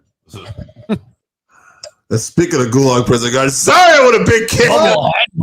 What? They knocked each other out.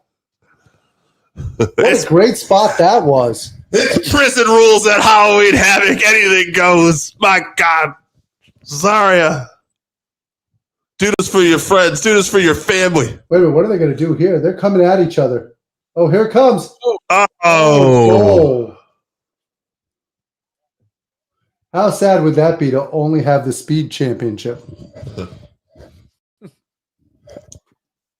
Oh, I wonder if Soul throws in the towel. Yeah, I was going to say, if she can't continue. Yeah. If you were Soul, would you throw in the towel? Oh, no. You got funny. You got. Is your friend's shoulder worth losing your championship? If I needed to continue this storyline to Tuesday's NXT, I might. And especially if it's a match in the middle, if you end in some fuckery, it's not like it's necessary. Oh! What the hell? Oh, trying to knock it back out. Oh, you back in. It was just like. No, Soul is a doctor now. She's a goddamn doctor. She's a doctor of thugonomics. You think you're untouchable. That looked dirty for a second there, didn't it? Yeah, I thought she was messing around. No, big German suplex by Zaria. Oh, my God. There's another German. I don't know. I'm worried about Blake Monroe now, the way this sequence is going. Yeah. So it's like you're my friend. Hey, I'm going to stick up for Blake here. She does some of her best work from her back.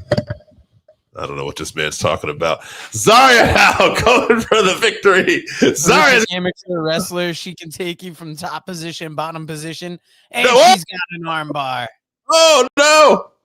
Unbelievable. That same injured shoulder, I believe. Blake Monroe is known for his submission moves. Just quit, Zaria. Your shoulder's not worth it. I know somebody who might disagree. Look at the ref getting in between to make sure there's no chicanery. Oh, Zaria, a nice quick pinfall. Oh, big knee. Zaria kicks out. Hey, for those fellow Blues fans out there, we're up 4-0 on those horrible Detroit Red Wings. Speaking of Red Wings, Zaria will not quit. I thought you were going with that. Will not quit. Just like the Detroit Red Wings, she won't quit either, no matter how far she's down. Zaria, fight it back. Oh, no, they're done. But you know who's not? It's Zaria with a spear. Zaria with a spear. Was that Goldberg? Oh, Blake Monroe kicks out. What do you got to do to beat Blake Monroe?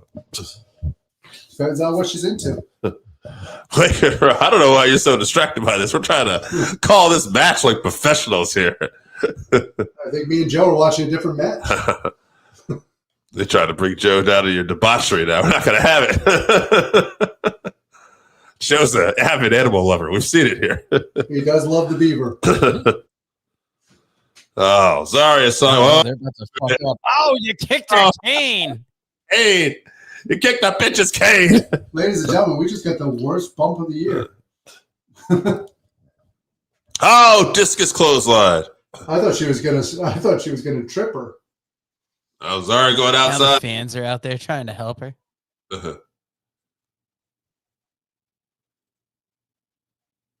She's all right. She's like, I'm all right. You're gonna lose my damn belt. Get in there. Oh shit! Blake Monroe does not give a fuck.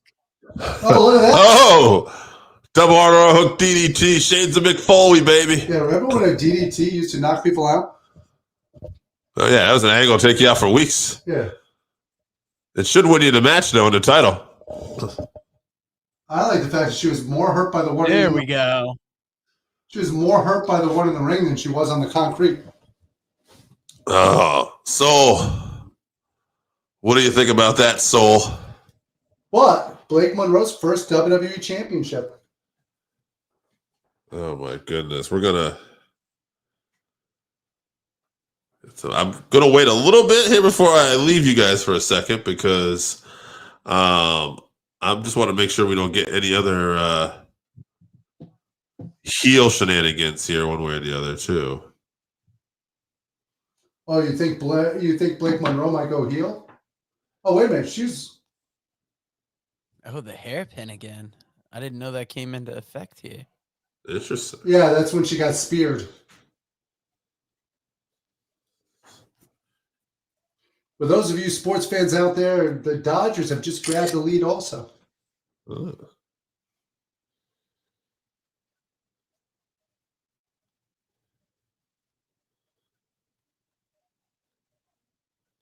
I blame Zarya completely for this. She should have been checking on her friend. When you're in a championship match, you defend your belt. What are you looking up? I'm just taking some pictures. I'm going to make a short of this and be right back. Oh, that's adorable. What he's actually going to do is make a collage. Well, sort of. The short plus, I have an app that takes a couple pictures together. So you're not completely wrong. Just sounds a lot more manly when you say collage. Yeah. That's what I'm all about. I'm doing man Look at stuff. Soul. She looks pissed. Look at Blake. She does not. Yeah, Blake Monroe. I mean, another championship to her career. This is pretty good, right? I mean, look at that. First WWE championship, so that's big. All right, gentlemen, I will return as we look at Survivor Series. AJ, you have the mic. It's all yours. Absolutely.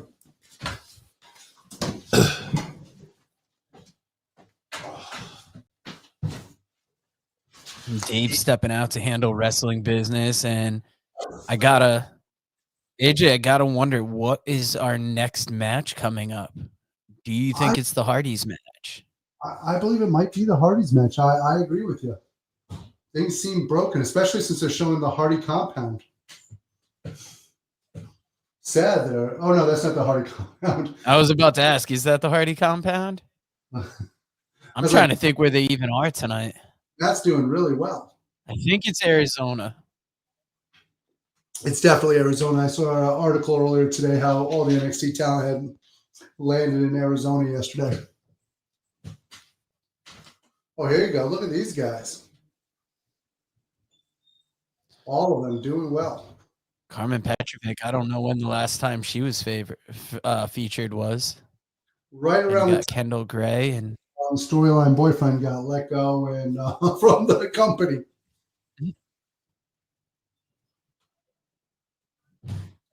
But Ren Sinclair, there's so many talented women in NXT right now that it's hard to actually feature all of them. I like Kendall Gray as your as your Evolve champion. yeah, I've fallen off with Evolve. I got to get back to watching that because I liked seeing like what that next round of talent was doing. It's been kind of tough since a couple ID talent got let go and some Evolve talent has changed. They let some. It's weird how they signed a lot of these LFG people and then they let them go so quick. But I think that's the chance you take of running a TV show and hoping to get your next big star. Well, I think the LFG stands for Let 'em Fucking Go. Speaking of Let 'em Fucking Go, I'm not the biggest Lash Legend fan. I don't know how you feel about Lash. She's all right on the mic, but her ring work just has not actually gotten any better through the years. Yeah, I'd say she's character-wise, she's decent because she's definitely a personality on TV, but in ring, nothing has particularly stood out. But I feel like as long as Trick Williams is there and they're together, oh wait a minute, it kind of helps her spot. Are we getting this match already? Wow. Okay, we definitely didn't see this coming. Yeah, hard not to like this group though. I think they've done very well. I think great character. She's done great as an NXT champion, quite frankly. I don't think anybody saw it coming, and she's done a great job with it. So do you think we're going to get this match, the Hardys, and then the championship, or do the Hardys somehow main event this event? No, there's no way they're main eventing. The championship's got to be the main event. I'm a big fan of Tatum Paxley. I think she's underrated. I think her in-ring skills are fantastic. And you talk about somebody who's just dove fully into their character. I thought she's good, but I wouldn't have thought she necessarily stood out. But watching NXT this week and just seeing the promo she gave in ring, it's hard not to feel like she's going to win this championship based on the heart in that promo. I also like Sean Spears' character development. I think that he makes a great cult leader. And who's this guy with him? Oh God, I'm trying. Give me a second. I can never get his name right. I feel like it's one of those guys that I've seen, but his name wouldn't necessarily stand out. The problem is he just never really does anything. So there's no reason to really remember his name. He's a good member of the group because he just looks like kind of like that muscle that the group needs. Sean Spears is that good leader. Yeah, if this was Scooby-Doo, he'd be a great henchman. Rubber Raggy, there's a henchman here.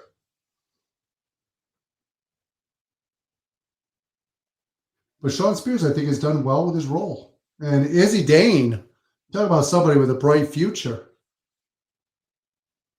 Yeah, another great woman talent in NXT. And then got a whole faction of ladies here coming out. Of course, it doesn't hurt that she's dating Braun Breaker either.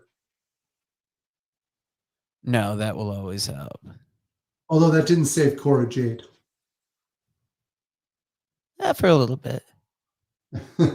She might have been let go sooner had they not broken up. But like I said, JC Jane, I'm a big fan.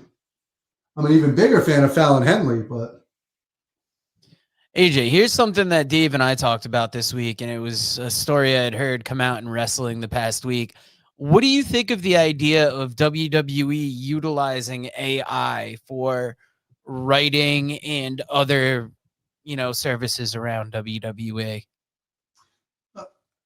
It's a tool that's out there. At the end of the day, you can use AI, but you still have to make a judgment call what you're going to put out there. So even if AI creates something, you still have to artistically figure out what its placement is, where it belongs in the storylines. You can't just use only AI. So I don't have a problem with that. It's not, to me, back in the days when we did school reports and stuff like that, if you think about it, we could use encyclopedia, but if you quoted it word for word, they would figure out what you were doing. And to me, AI is the same thing. I didn't notice his get up till now, but yeah, it's interesting. I told Dave it's one of those things. If you're going to utilize it, you're still going to need that human input. It might not be an idea for like a bad idea for like idea starters, or if you want a possible direction something could go, but it's not something I would follow blindly. And Dave brought up if you're using it for graphic purposes, then that's fine. No, I agree 100%. So funny story, real quick segue here. Mike Rome, when I used to work for Sinopolis, the movie theater, as a general manager, he used to come into the Orlando location, and he was a huge, huge movie fan. So he would literally be in there once a week, twice a week to watch whatever new movies were coming out. That's got to be awesome. I'm a big movie fan as well. It's kind of sad that people don't go see movies in the theaters as much as they once did, especially I think COVID did that in a bit where it's like you could stream it as well as have it in the theaters. There's still like for some movies, there's no experience like going to a theater. So funny thing is another guy who would come into the Sinopolis in Orlando years ago was James Storm, Cowboy James Storm. Okay, bell is rung. These ladies are circling each other here. Both of them great talents. This should be a fun match. Is that a I do handprint like. on her dress? Yeah, she's got like a bloody getup on her gear there. I was about to say I like the whole gear that Tatum Paxley's wearing.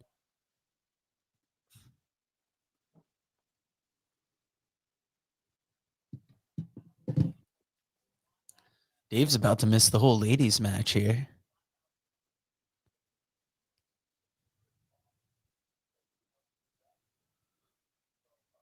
But we had to get together for another live watch along. We've had so much fun with these. Surprisingly, our TNA watch along for Bound for Glory was our second biggest. We like to do these when we can. Sometimes the weekends aren't the most, opportune time. No, absolutely. Dave and I were wondering what the viewership was going to be on Halloween Havoc because you're a week outside of Halloween. It's a weekend. There's a lot of parties. There's a lot of Friendsgivings going on. It's going head to head with Detroit Red Wings versus the St. Louis Blues. Oh, and you said it's game 2 of the World Series tonight as well, too. Yeah, I was gonna say, and game 2 of the World Series, which currently the Dodgers college football for those who are so inclined.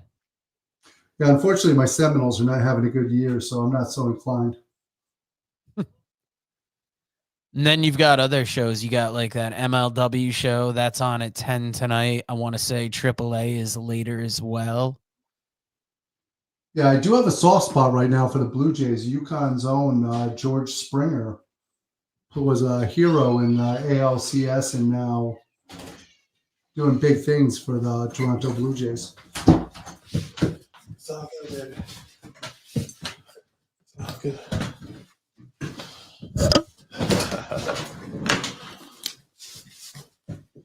Oh shit! More women's action, baby. What the hell? Yeah, Tatum Paxley. Yeah, we were surprised. I was asking AJ if I thought that he thought the Hardys might go on now, but we saw the ladies come out. Yeah, I was surprised. I thought this might main event this. I haven't been this surprised since the refreshing taste of zero sugar mug root beer. I have to say that I haven't been this surprised since probably Wednesday of this week. A lot of good surprises coming up. Shoot, bro, a lot of shoots going on around here. Wow. Hey, listen, could we get back-to-back championship changes in the women's division? I may have to leave again, guys. I mean, I have to be just to make a short. He's got to change his pants after all this. I like that. Oh wow, that's an interesting move there. Dude, that's what I'm I was telling thinking you. it was going to be a pin. Tatum Paxley is one of the most inventive women I've seen in a long time. And she knows how to wrestle. I think that I feel like I'm going to change my pick almost here. I'm not going to change it because we all agreed on it, but I'm just saying I'm kind of wondering, just because of the placement of this match, if Izzy Dame's going to end up costing Tatum here. You know who Tatum's married to? I do not. Big Body Hobby. Oh, okay. For those of you who might remember him. He was a security guy in Storyline for NXT at one point and then had some matches too. Now I believe he's working at a local mall as a security guard. Oh, nothing wrong with that. You got to get gainful employment out here, all right? People got to work. I thought he was the guy that was going around getting some indie bookings. Maybe he is doing some bookings. I don't know what's going on with Big Body Hobby. Oh, that's it. Mic drop. Where'd she go? What is she doing out here? She is very scary.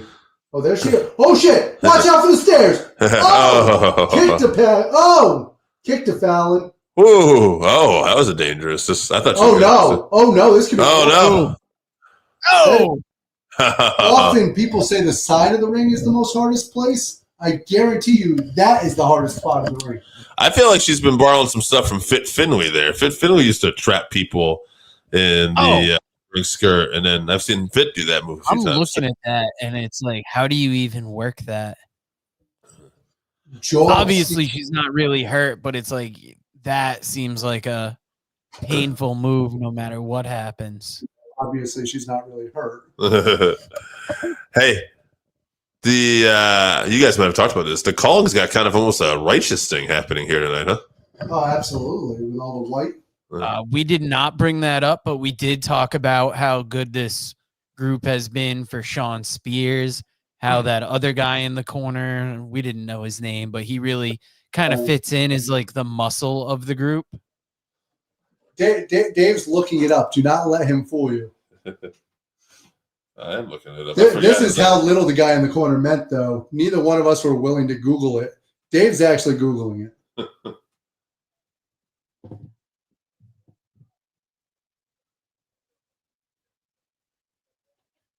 Do you think JC Jane has really delivered, though, as the NXT Women's Champion? No, and that's kind of why I didn't mind Tatum Paxley, because it's like JC Jane's been an all right champion, but she's like one of those champions that kind of blends in, where it's like, she held it. I don't know if she necessarily had any standout moments. It could be something for Tatum Paxley. So what you're saying is she's funny that Dave brought up the Righteous, because I heard possible plans that they might debut tonight. You're saying she's the Dory Funk Jr. of the NXT Women's Championship. I could see it. Nico Vance is the gentleman's name, by the way. Yeah, but who's the guy in the corner? Nico Vance. Oh, Dave's favorite from Evolve, Draco Knox, has been released. I don't know if we talked about that the other day. White dude with a do-rag. One of my favorites. Yeah, I was going to say, my favorite look. Yeah, one of our favorite TikTokers. All the way back to Malibu's Most Wanted. I like that look. Lainey Reed out there in purple. I remember her name. Go figure. Dave remembers her name. I thought she had some good mic skills. That's why I was like impressed with her. Absolutely. All right, Tatum firing up here. Fire up, Tatum. Oh, now is this a tough spot for this match, given that we just had a women's title match right before this? Yeah, I think the crowd, I mean, I can't hear them, but I've gotten an impression leading up to this, they're really behind Tatum, though. The problem is with the other matches that are still remaining, which one do you put this over? Right. Yeah, I mean, I got a feeling that the Hardys and Darkseid is going to at least be some kind of no DQ match if it's not cinematic. So you probably want to, that's probably going to bring the crowd back up. And then you got the main event. I thought it was possible if there was going to be a title change, they might main event with this. But yeah, I don't know. JC Jane doing a good job of selling the pressure on this rear naked choke. Yeah, JC's a hard worker. She's a girl that's made a lot of improvement. Joe said she's the Dory Funk. Oh, no, I said that. Dory Funk Jr. of the women's division. She was kind of the probably the more forgettable member at first of this. Oh, absolutely. Yeah. Didn't she do a lot of time in TNA as well, like early on in that co-partnership? I mean, she did a good amount of time. She defended her belt there. She had the TNA Knockouts champion recently. So she had both belts at the same time. That's why they called her two-way. Two belts, Jason. Oh, two belts, Jason. Yeah. Two belts. Sorry, not two-way. My bad. Speaking of two-way, come on, Tatum. Tatum fighting back. You see the crowd firing up here. I can see people slapping the apron here. I think people like her. Yeah, the crowd's been responsive to Tatum here. Sean Spears reacting. Yeah, getting fired up. There it is. Oh, look at this. I like that. Yeah. I'm telling you, she's innovative. Nola Parker, but. Oh, who is? I think that was Nico Vance, actually, that was firing up out there. There it is. He's thrilled for her. What could go wrong?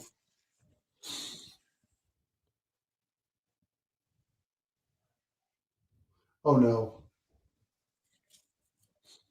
JC Jane, though, showing what it's like to be a champion there. matter what situation you find yourself in as champion, you find a way out. Champions find a way to win, by God. You know who else finds a way to win? Mug root beer. Zero sugar. Zero sugar, all flavor. Looking for an off the top rope cutter or a neck breaker. Wow. Mug, come find us. They're not a sponsor yet. We gotta cut. Oh, those Sean Spears might have put that leg over there. Look at that dastardly devil. Look at that. Lady Reed. She's ready to jump on these guys. Holy shit. She doesn't give a damn. Oh, eating that boot. Oh, that foot, though. Oh, wait. Oh, to the back of the head. Fallon Henley. She's had enough. Nico Vance ready to put his hands on some ladies here. What's going on here? All right. You're all out of here, I have a feeling. Everybody! Oh, wait. I don't think so. Not everybody. I don't know about that. Ladies. Yeah, I think they're misreading the situation. Yeah. You too, bitch. You too. Get the fuck out. I said nobody. I'm taking control of this match. It's my first night on the job, and I want people to know they can respect me because I don't know who this ref is, honestly. Oh, that's Reffy Two Jobs. Reffy Two Jobs, baby. One of the all-time greats. Look like Sam Roberts. Skinny Effie. He just got called up from Evolve. Oh, wait. Whoa. Dory Funk Jr. Almost got it. Oh, there you go. Night. Oh. He kicked out. They kicked out. That lady can't believe it. Can't believe it. She's stunned. She's biting on all the finishers. No, not like this. Yeah, that is a Dudley Boys cosplay in the front row. It wasn't just a dude in a Trailblazers jersey. I'm not racist. Take that. Five, brother. Don't get me wrong. There are a lot of Trailblazer fans in Arizona. Oh, my brother. Oh, she's going to get that? Oh, no, she ain't. Tatum says, get out of my face with that. So I do got to tell you guys, I rewatched TNA Bound for Glory with my brother last Sunday. And a lot of the same spots that disappointed us were disappointing to him. Like he was like, what the fuck happened at the end of that gauntlet?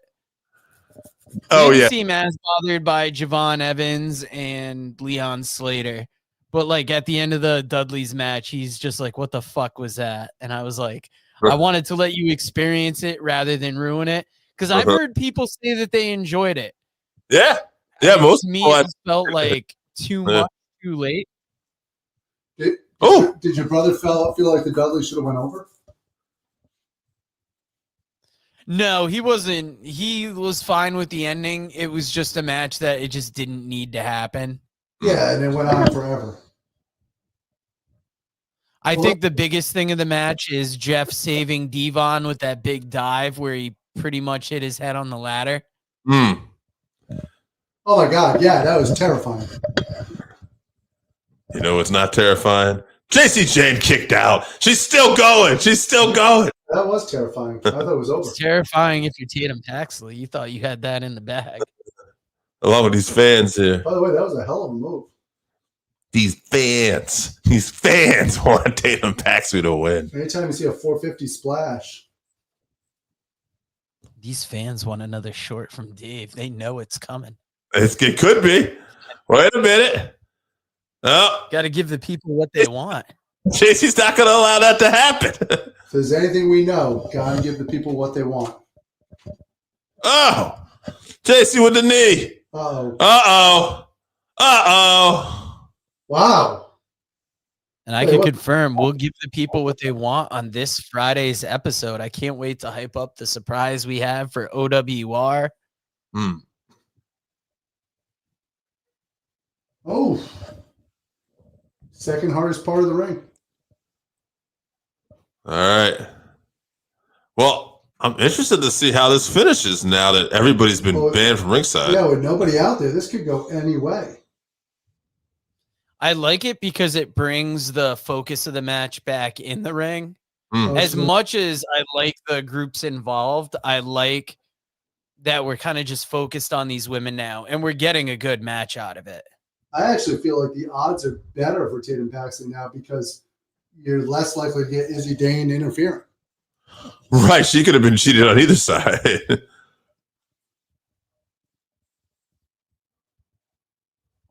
Look at these two. It's a hockey fight has broke out. Pull her shirt over her head. That's a hell of a move. I'd like to see right now is Lara Valkyria actually come out and try to motivate Tatum, and Tatum ends up winning the match. Not get involved. Just go out here and support her friend. But by the way, Joe jinxed my team. It is now 4-3 Blues. And here comes the calling. And here comes Izzy Dane. Izzy Dane going to hit her own friend with the belt. You know, she's hitting her own friend with it. She's going to duck. She's going to win the title. And then we're going to wonder if that was what the meant to be. Count it, ref! Count the goddamn match! There it is. Oh, we got a new champion. We got a new short son of a bitch. First of all, I don't think title changes in a row, so there's no way Dark State's beating the Hardys now, right? Oh, there's no way. Girl's happy. Lovely lady. The culling now has a world championship inside the culling. Dave, you got to get that lady as your second picture. You got to get Izzy Dane hosted up, and then that lady happy as fuck. Look at these guys celebrating. Tatum Paxley at the top of the. Izzy Dane, though, not looking overly happy. That bitch knows what she did. Well, with joy. She looks overwhelmed, all right.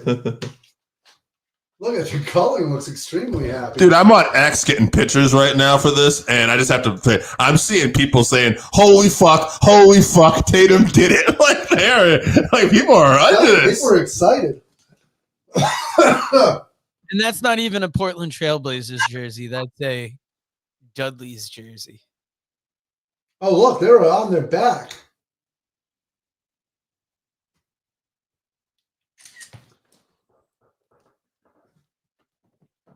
Oof.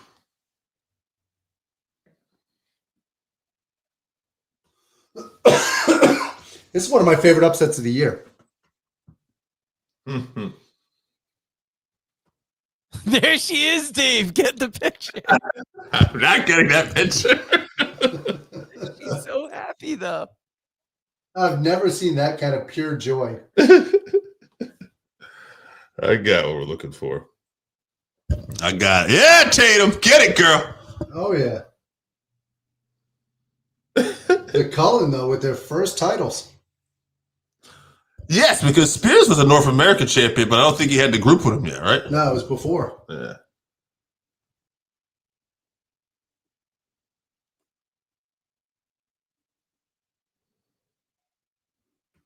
Tatum Paxley actually reminds me of somebody, and I can't place it. A little bit of Daphne, who passed away, obviously. Sure, I can see that. I'm sorry, Miles, I can't hear you. No, it's muted. Yeah, I know.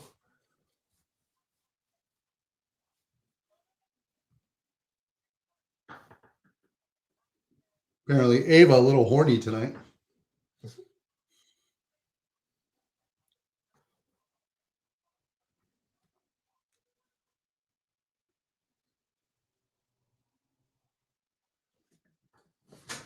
All right, gentlemen, I'm going to go do what I do. That's absolutely terrifying. And we'll pick it up with some great banter in between.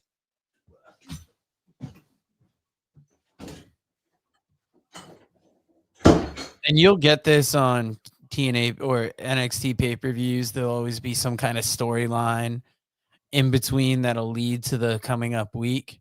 Will we get Tavion Heights versus Josh Briggs? Or will we get Miles Bourne versus Josh Briggs? Both of them have something to prove.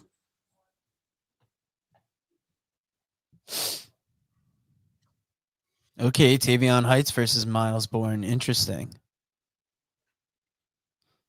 Winner maybe gets Josh Briggs. What a win that is. I think we might be hyping up the last pay-per-view event of the year here from NXT. So I think the Hardys will definitely be the next match. I'm intrigued to see what a broken match actually is. Oh, it's on Dave's birthday. Saturday, December Do we 6th. do we ask him if he wants to do a live watch along for Deadline, get him to agree, and then let him know it's on his birthday? We should. I think that's exactly what we need to do. Fans, you're about to see us spring this on Dave when he gets back in the room. We're gonna pull some shenanigans.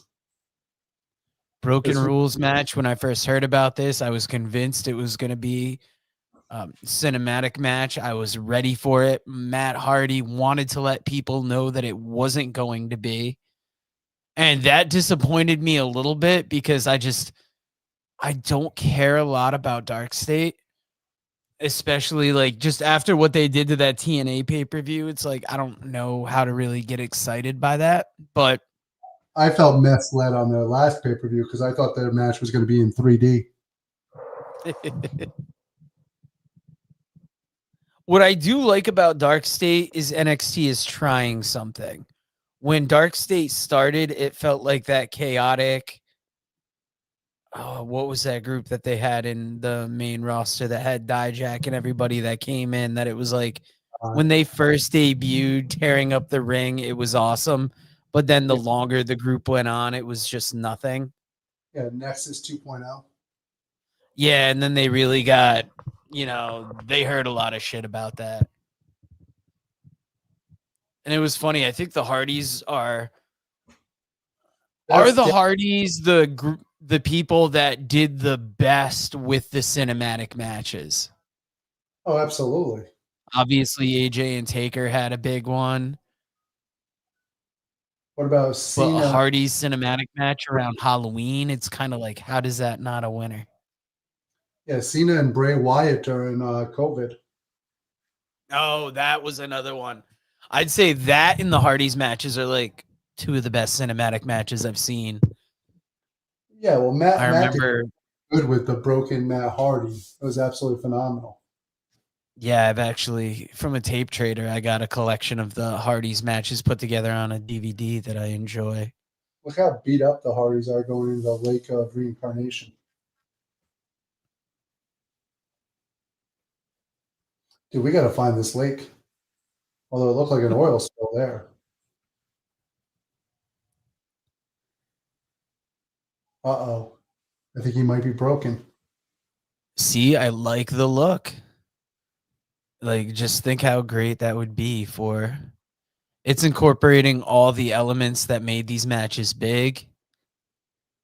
Even if it's a regular match, I like that we can do promos like this that hype it up.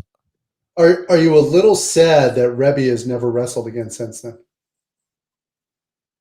No, she does fine for what she does in these.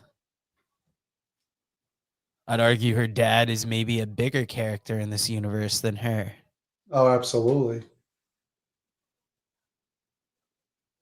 The kids have grown. Oh, yeah. Maxwell. I mean, it's been like a year or so since we've seen him. So, AJ, I got a question. On your trip to Puerto Rico, will you be seeking out any pro wrestling? Of course, I always try to find something, whether I'm in Mexico or wherever I go, I try to at least make a stop off somewhere. And you don't get a bigger, richer experience, of course, than the World Wrestling Council and Carlos Colon's promotion down there in San Juan, Puerto Rico. Yeah, I mean, even if you don't go to like the big one, I'm sure just catching any event down there would be wild. It'd be fantastic. Or even if I could just visit the home, they have a home arena there. So even if I can just go there and actually see where so much of that magic happened. That would be huge. Like when my mom visited Tijuana, she got to see a Crash show at the auditorium down there, and she was just blown away by the whole you know, the whole atmosphere around it, the way they were selling gimmicks outside, the way they were selling gimmicks inside, the way the crowd interacted. She loved it. I mean, we posted on the website last time I went to Mexico. I got to see CMLL, and that was fantastic. So, oh, that's got to be something to see live too, especially something that, you know, has been around for that long and has that kind of, you know, impact on that culture. yeah, wherever I go, though, I like to see whatever the local promotion is. And obviously, CMLL is not just the longest one in Mexico, it's the oldest recognized wrestling promotion in the world. So we got ladders here. We can see this is going to be some sort of extreme match.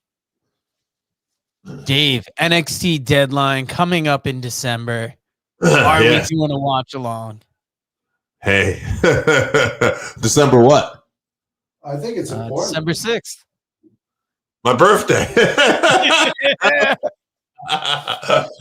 Celebrate, baby. Let's celebrate. I think it's the only way to do it. I actually knew it was on your birthday. We both knew, saw the 6th, and I was like, hey, that's Dave's birthday. Because we were talking about, is this almost some like Pentagon inspired face paint, or is that just a Halloween design? I think it's just a Halloween design. Yeah. I've seen Jeff with a similar. I don't know what Jeff's face paint is, though. Interesting. They look completely rejuvenated. Yeah, you know what's funny? I mean, all right. This is kind of surprising to say, but and it's not actually AEW's fault because Jeff screwed up a lot. But the Hardys, to our surprise, probably better off having gone to TNA than AEW. Well, considering they have the NXT and the TNA World Titles right now, yeah, I would say that's. I think so, yeah. And there were obviously circumstances behind that, but I guess what I'm saying is, who would have thought that?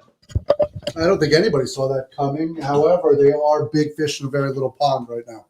Right, but yeah, I mean, I think it was one of those things we were all hyped when we went there because it felt like they were going to get that turn in wrestling that they hadn't like quite gotten. And then, yeah, Jeff had his issues. He had a couple big spots in AEW, but when they went back to TNA, right, they felt like the big act rather than somebody that was kind of like middling on the show.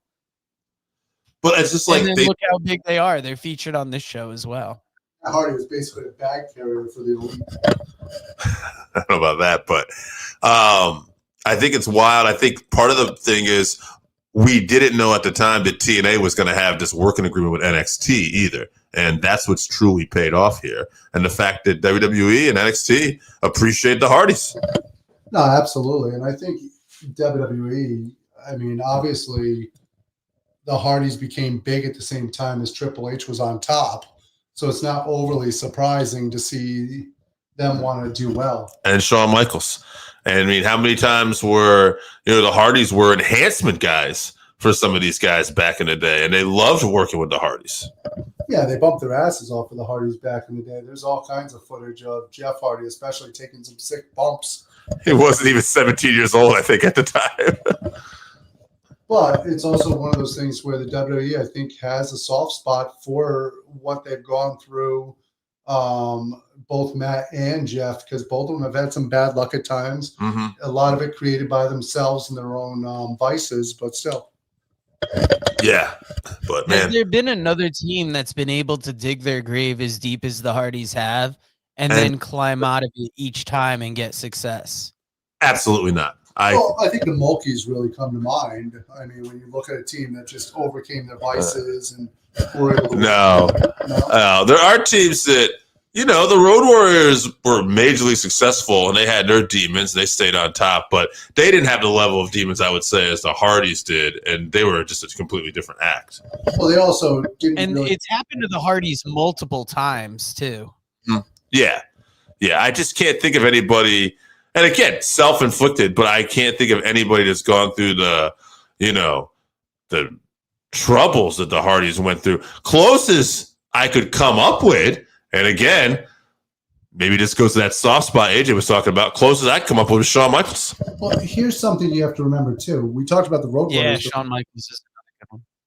the Road Warriors had a limited run. They really were only on top maybe for 10 years. That's not bad. But how long have the Hardys been doing this now? That's a great point. That's when you can argue that Hardys might be one of the greatest teams of all time. It's that longevity of being on top in different promotions. And look, Road Warriors, AWA, NWA, WWF, Japan.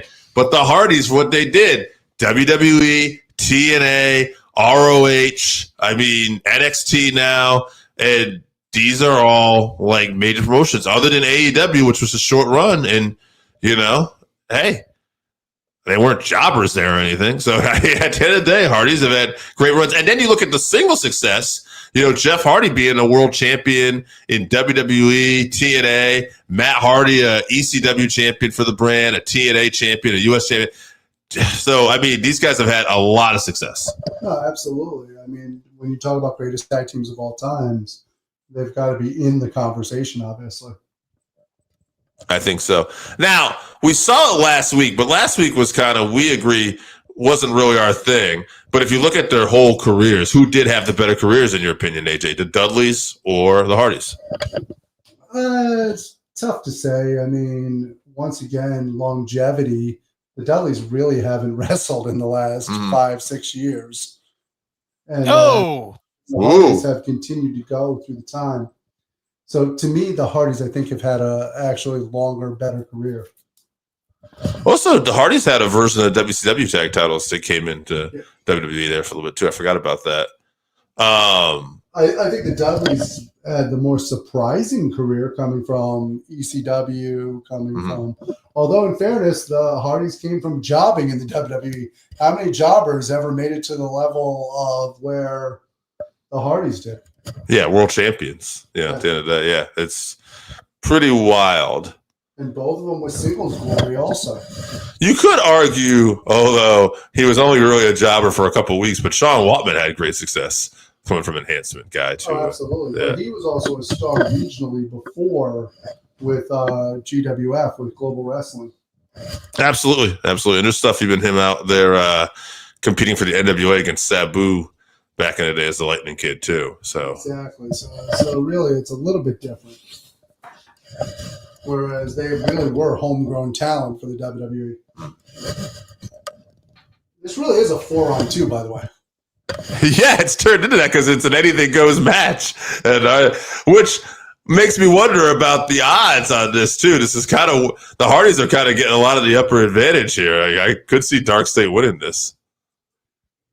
I don't want that, but then again, like we said before, will the Hardys eventually get some assistance here? Can't always give the fans what they want.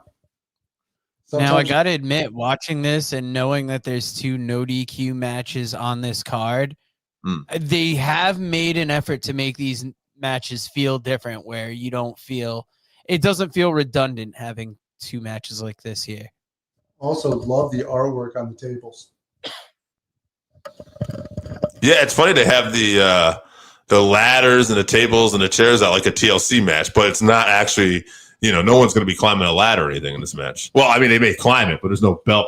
I guarantee you at some point Jeff Hardy's climbing a ladder in this match. Which is insane, considering we thought he almost killed himself a couple weeks ago. That's the other thing. Besides the fact that they've had dramatic falls personally, just the style they have in ring is unbelievable. They're still going. The fact that Jeff Hardy's still alive, even after that bike accident, for Christ's sakes.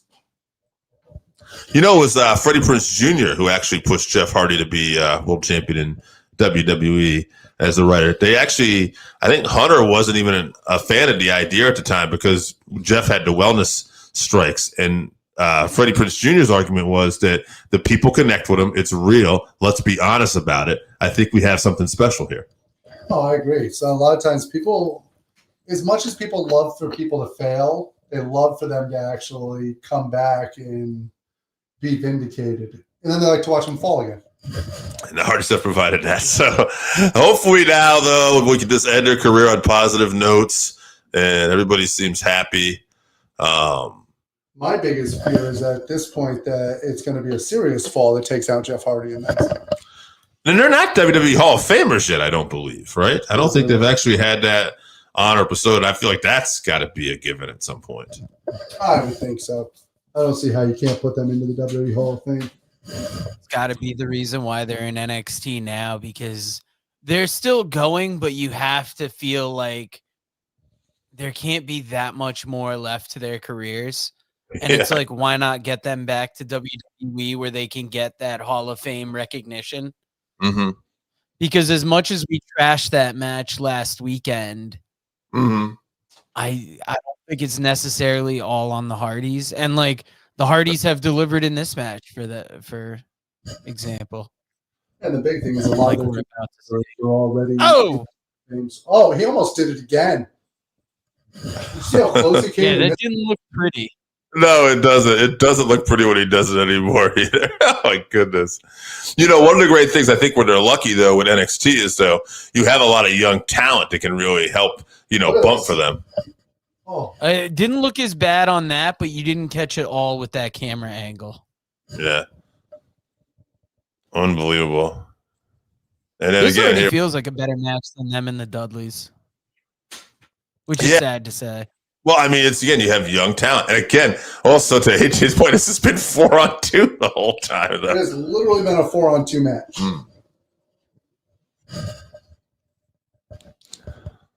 Although Dark State looking better than the Dudleys so far.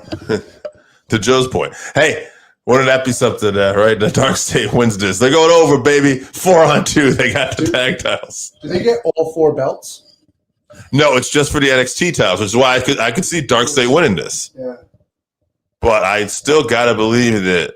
And a 4-on-2 win brings in the possibility of another team with the Hardys to get like revenge on Dark State. Who better than the people whose match they fucked up? Well, that was the other thing, though, right? You could twist this around. Yeah, like it would be kind of cool if Leon and Javon won the NXT tag titles off of Dark State. Then you'd have a TNA champion teaming up with Javon, who happen to have the titles. And wouldn't it be something if they did a title versus title match then with the Hardys with Javon? So yeah, there's a couple ways to go. I can't believe how much stuff we've thought of we could do with Leon and Javon and the Hardys. I would be excited to see Dark State if they were going for both sets of belts, because that would give each of them a belt. Yeah, they could split it up. Dark State truly has ruled the wrestling business in TNA and NXT. Oh. Then they're going to show How up. long does Dark State go on being a powerful faction in this company? That's interesting Do they because have the staying power, do you think, to be for a while? I want to keep pushing them. I think that we're coming near the end of it, honestly. But we'll see how this match is booked. I do like that guy's starting to look more and more like Cassius Ohno. This guy reminds me of Anthony Ogogo here a little bit from AEW days. I can see it. You can definitely see that. Dark State starting to take control here now. At least it's 2-on-2 now, or 2-on-1 now.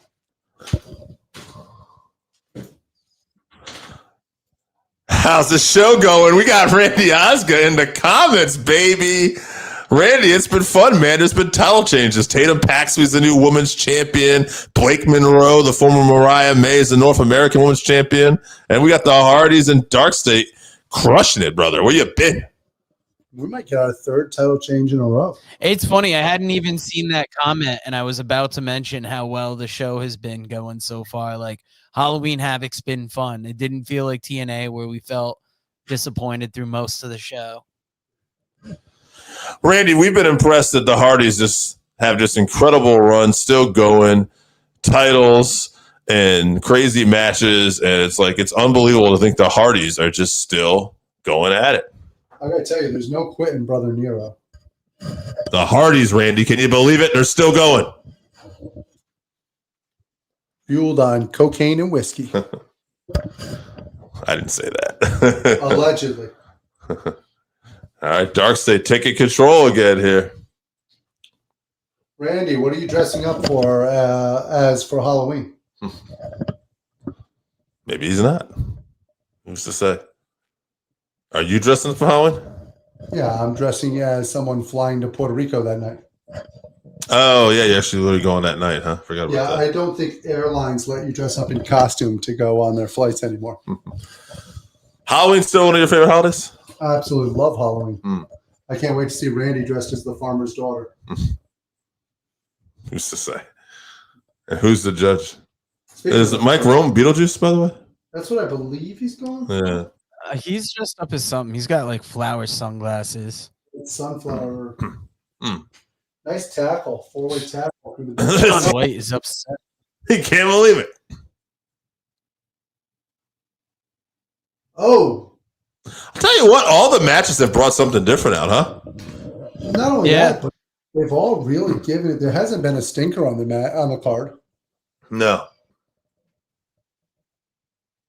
And I can't believe that the main event's going to be the stinker. I mean, you got Trick Williams, who's been on fire, and of course, Ricky Saints is a great worker. So It's funny that you say it like that because like it's not a bad match, but given everything else on this card, I don't know if I'm necessarily pumped for Ricky Saints versus Trick Williams. It's not going to be a bad match, but it feels like it's almost going to be the denouement on this show. Like we peaked with this, we peaked with the Blake Monroe match.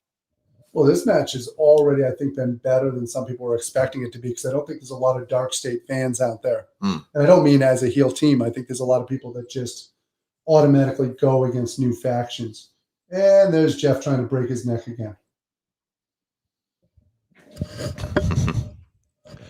I'll tell you what, if nobody comes down, I think Dark State's going to win this because you can't just have four guys get beat up by the Hardys here. I find it hard to believe on the NXT show that they're going to let their four guys get beat up by two old guys. Right, four young studs. Like, here you go. And I can say two old guys because one of them's younger than us, and I believe one of them's older than us. Well, Matt would be the one older than us since he's the older brother, I'm assuming. Oh, that's a good guess. I don't know who's the more beat up of the two, though. Let me put this into the Google machine real quick. Ooh, the more beat up of the two. That's a good question. I'd have to give it to Jeff. I would think. But only because of like, I don't know. Not that Matt wasn't into drugs, but I feel like Jeff had the drug issue longer. So like, that would just take like a little more off of him. Yeah, but also just the wrestling style too. I feel like Jeff has had more bumps, you know. Yeah, he's more of like the wild daredevil. Like Matt will do crazy things, but Jeff has like this reckless abandon of his body. Right. So Jeff is 1 year younger than us, and Matt is 2 years older than us. So for those of you doing the math at home, that would make him 3 years younger than Matt. But still, Matt doing a great job considering he just turned 51. So Matt Hardy was probably starting his wrestling career at like around, well, I don't know how, because he must have started before Jeff too. Well, maybe not. No, he started before Jeff. I didn't know if they were starting at the same time, I guess is what I was thinking. But from the stories I heard, Matt traveled first with what's his name, the Italian Stallion. Yeah, Gary Sabar. Okay, so hit a double team of some guys in Dark State. And they've set up another table and a ladder here. So I think we're going to get another crazy bump here. I think it was like Gary Stromboli or something like that. I don't think his last name was Stromboli. I could be wrong. I know his finisher was a bowl of spaghetti, wasn't it? He was the spaghetti eating champion, apparently. That's right. Good. Off the top of a really high ladder. And we got a second table there, so he can definitely hit his head and neck on there. At least this time they turned the rungs, so that he can't hit his head on the rungs. Oh, no, he might need to protect this guy though, like he needed to protect Devon. Yeah, stand right on the top of the ladder, please. God, no. Matt is holding the ladder. I know Matt's holding the ladder, thankfully, but we don't need. Oh, fuck! Oh my God. We didn't need to see that. Jeff's definitely in a dark state. And people are worried about him. Me and that Filipino man are very worried about Jeff Hardy's back right now. That makes two of you. Look at this. Keep in mind that man is 47 years old. Or 48 years old. That's kind of bullshit. The guy wouldn't even take that Impact. Oh, look at that spine buster. Very rockish. I'm not taking that move. Sorry, Jeff. You're going to have to go through them tables, brother. Who do you think you are, buddy? I'm not taking that move. The thing is, we both know that probably had to be Jeff's choice. Oh, absolutely. Yeah. Well, I did go into the lake of rejuvenation. Reincarnation. Whatever. Potato, potato. So Jeff is out. Matt's now basically in this by himself. Hopefully they don't catch him riding dirty.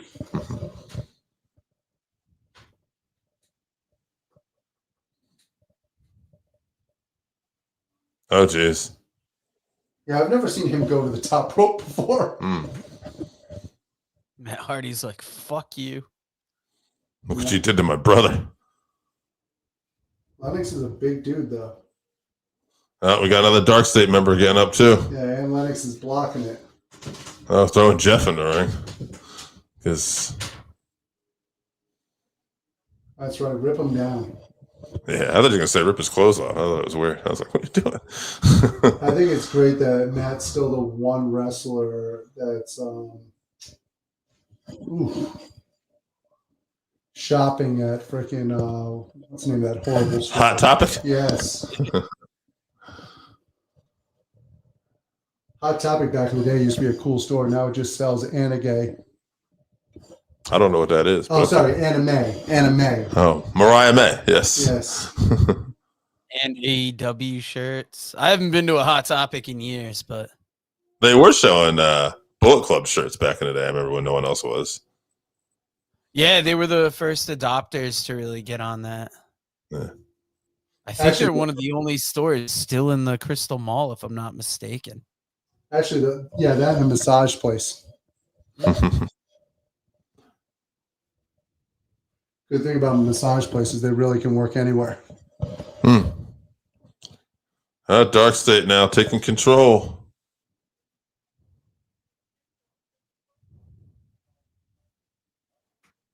Oh, here we go. Oh, he's going up to the ladder. Oh, going up to the ladder. Not anywhere near anything. Interesting. He didn't have much success on the top rope. Oh, they're going to do a doomsday device off the ladder to a table. Thankfully, Jeff didn't flip over. That would have been a Henry Godwin moment. It's over. Dark State won the NXT titles. I got another short I got to make. I didn't know I'd be making this one. Even though we were wrong about the pick, I really enjoyed that match way more than I expected. Great match. And third title change in a row. That is kind of crazy. Of course, it would have been ridiculous if they lost 4-on-2.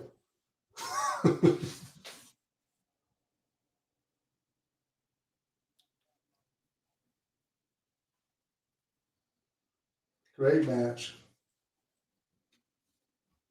Everybody worked their ass off. And somebody almost broke their jawbone.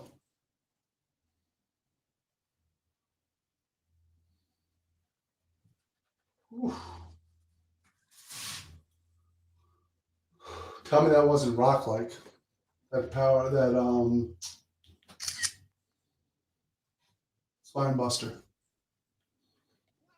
Look at that.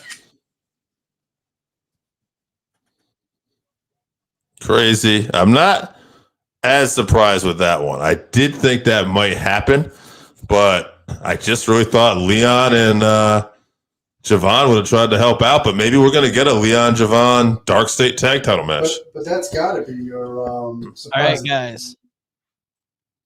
I've been doing some research. Mhm. And Mariah May, that tattoo on her chest, I've been looking it up. I've been Googling it. We've coordinated things. She was dressed up as the bride of Chucky. Oh.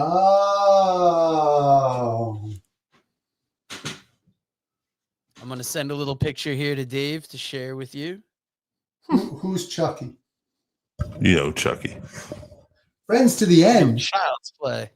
Mm-hmm. Friends to the end. This is the end. But as they like to say about Mariah May or Blake Monroe, Those tits ain't child's play. Hey. All right. Thor swung at me, so I went too far with that one. Wait, who's Oh, my cat. your She cat? heard me talking bad about Blake Monroe, and she's like, I'm not standing for that. The good All news right. is We got Javon Evans and Leon Slater, and I'm totally talking over him.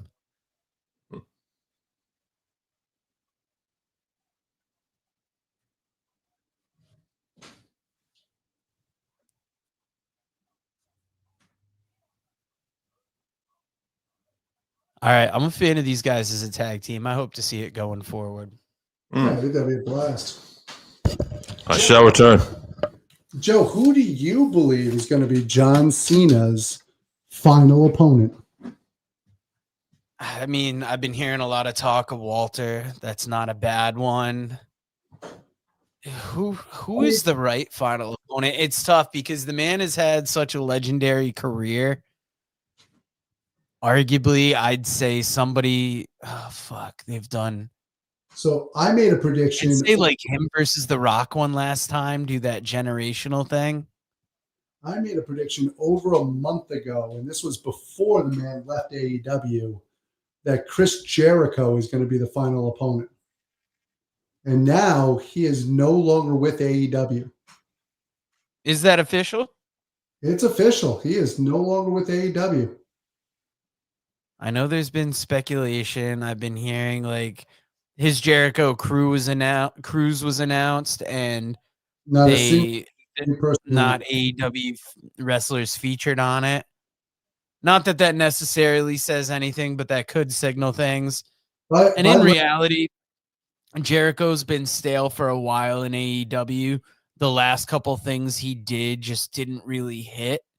So for him to go back, and if he's going back to WWE and winding up his career, not a bad move. What he could do is he comes out, John Cena's in the ring, he comes out, and all of a sudden Jericho's music hits, and he comes out and says, John Cena, guess what's on my list? Huh? See it, bring it back to the list. Yeah. So Hardy's winning the titles was actually just to make Team 3D match bigger than it already was. A waste of time. Absolutely, Ghostface. So I got to say, this week's NXT is looking pretty good. Oh, absolutely. Axiom versus Jasper Troy. I got to believe Axiom's going to bump his ass off. Yeah, speed tournament final. That's huge. You got the TNA title on the line. Oh, it's El Grande Americano.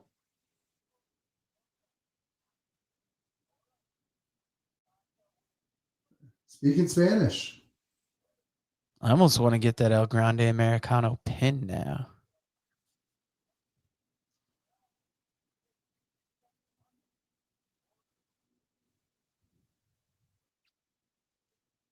That is a great It's pin. cool to see that they're making this they're giving this El Grande Americano thing legs. You know, at first it just felt like some weird gimmick they gave to Chad Gable, and it feels like they're really going somewhere with it. I love, first of all the people that are Americanos now are amazing wrestlers. Yeah. I love how they do this thing with the results too, where you have the show go on and they kind of let you know what's happened. Oh, 100%. Touch. And like you were saying before, this should be a good match, but all the other matches were so good. Hopefully they can have the same kind of chemistry.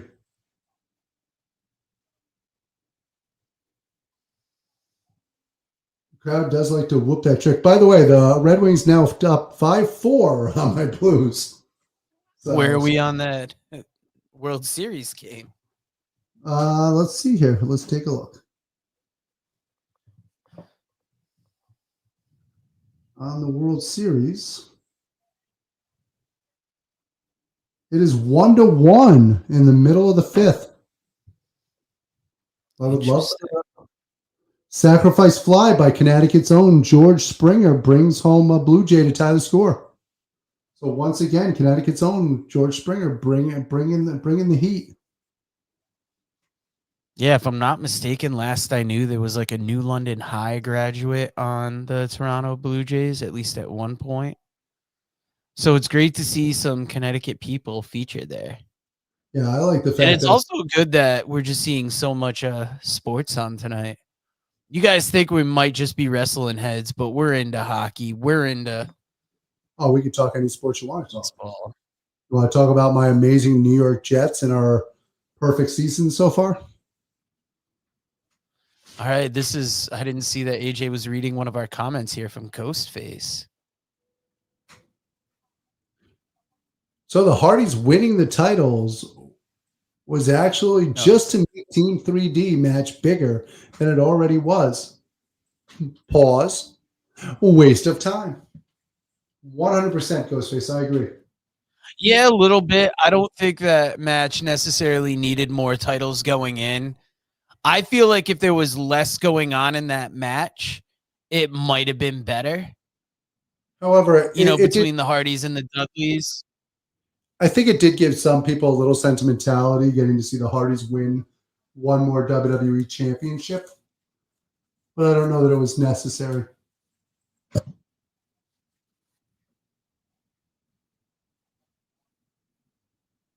By the way, if there's anything I dislike more than the Hardys winning those belts, it's actually really long promo packages right before matches. Hey, they got to pad this out. They want to make sure this thing hits 10 o'clock. Well, promo packages are for people that haven't actually watched the show and don't know what's going on. Those of us that watch all the time, we know what's going on. The man can whoop that trick.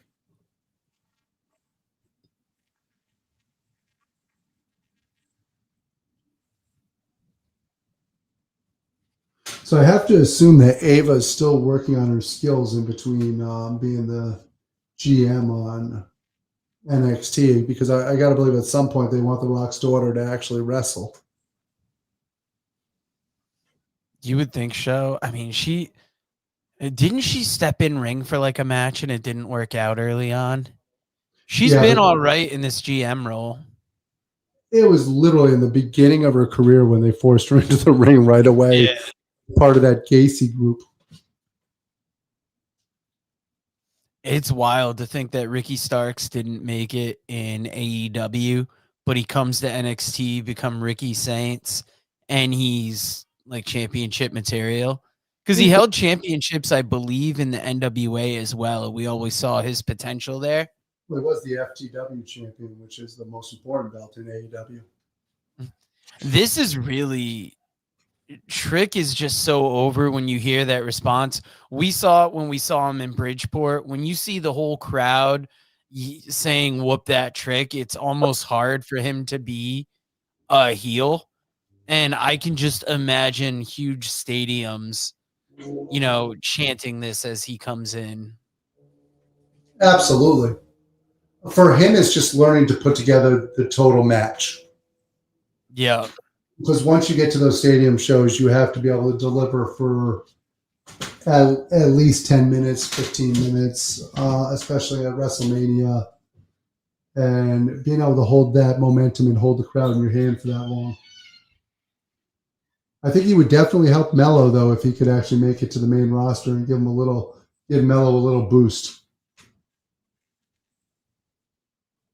It is hard to keep him heel, though. Because he would give Mello that boost. And him being with Mello, it's something that we've all seen, so it would almost feel familiar on the main roster. And I think that would do well for Trick, because then you're seeing him and Mello. You're not even questioning whether he belongs there. He's just part of that team you remember. And here's a guy. Ricky Starks could cut it on the main roster too, but I feel like he's just becoming that much better in NXT. Yeah, I don't know what the fuck he's wearing right now, though. It's almost like... I haven't seen anybody wear anything like this since Dave. Oh, Ghostface. I don't know why you're calling Ricky Starks Ghostface, but sure. No, he remembers Ghostface commenting from our last. Absolutely. I remember Ghostface in the comments too for the TNA. Look at Ricky Starks, though. Cosplaying as man called Dave. What is that? Like a 300 outfit? What's going on there? Sure. Some nerd's gonna know. You're gonna be like, that is. That's what I was thinking. It almost looked like some Roman Emperor type shit. Mm. Looked like something Megan Bain would wear with a shirt over it. That is Bumblebee 2000 from Anime's episode 3642. Trick got that sweet beard, baby. That's right. Trick. Trick came as somebody who was going to whoop that trick. Well, all right. Main event is in the ring. Nice to see. I'm excited. This has been a fun event. It's gone by quick. It feels like this has gone by way quicker than TNA felt like it went by. That Yellow Flower, I thought that was the Working Fans Podcast logo for a second. It is. He's a big fan. Mike Room's a sleeper fan. I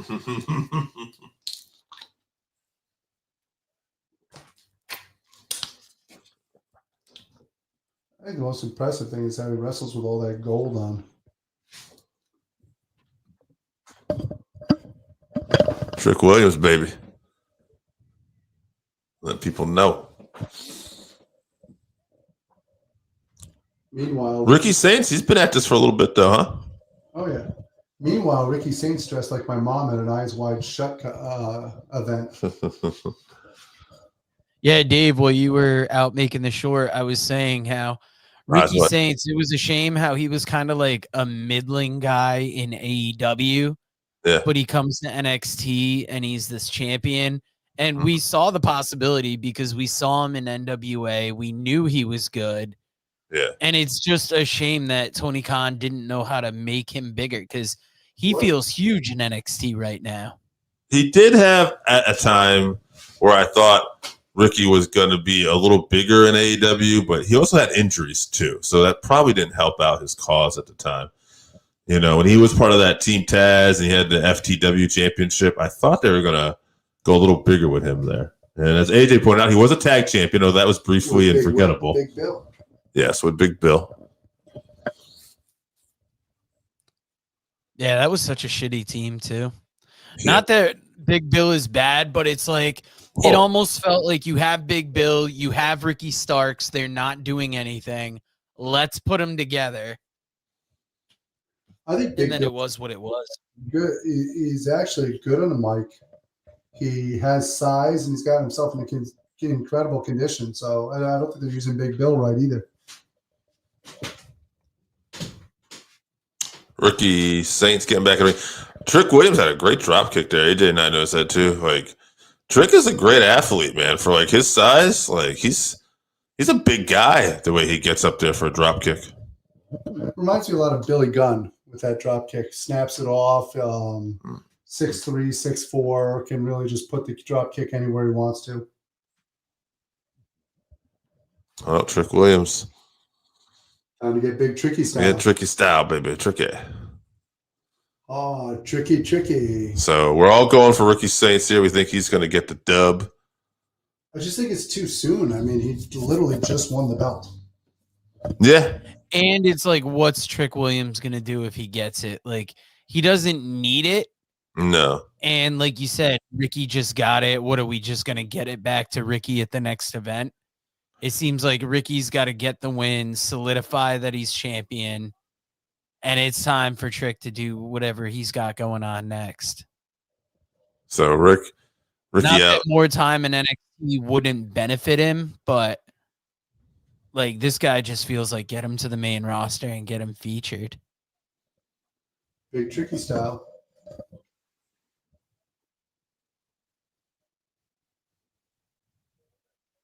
Well, that's just stupid.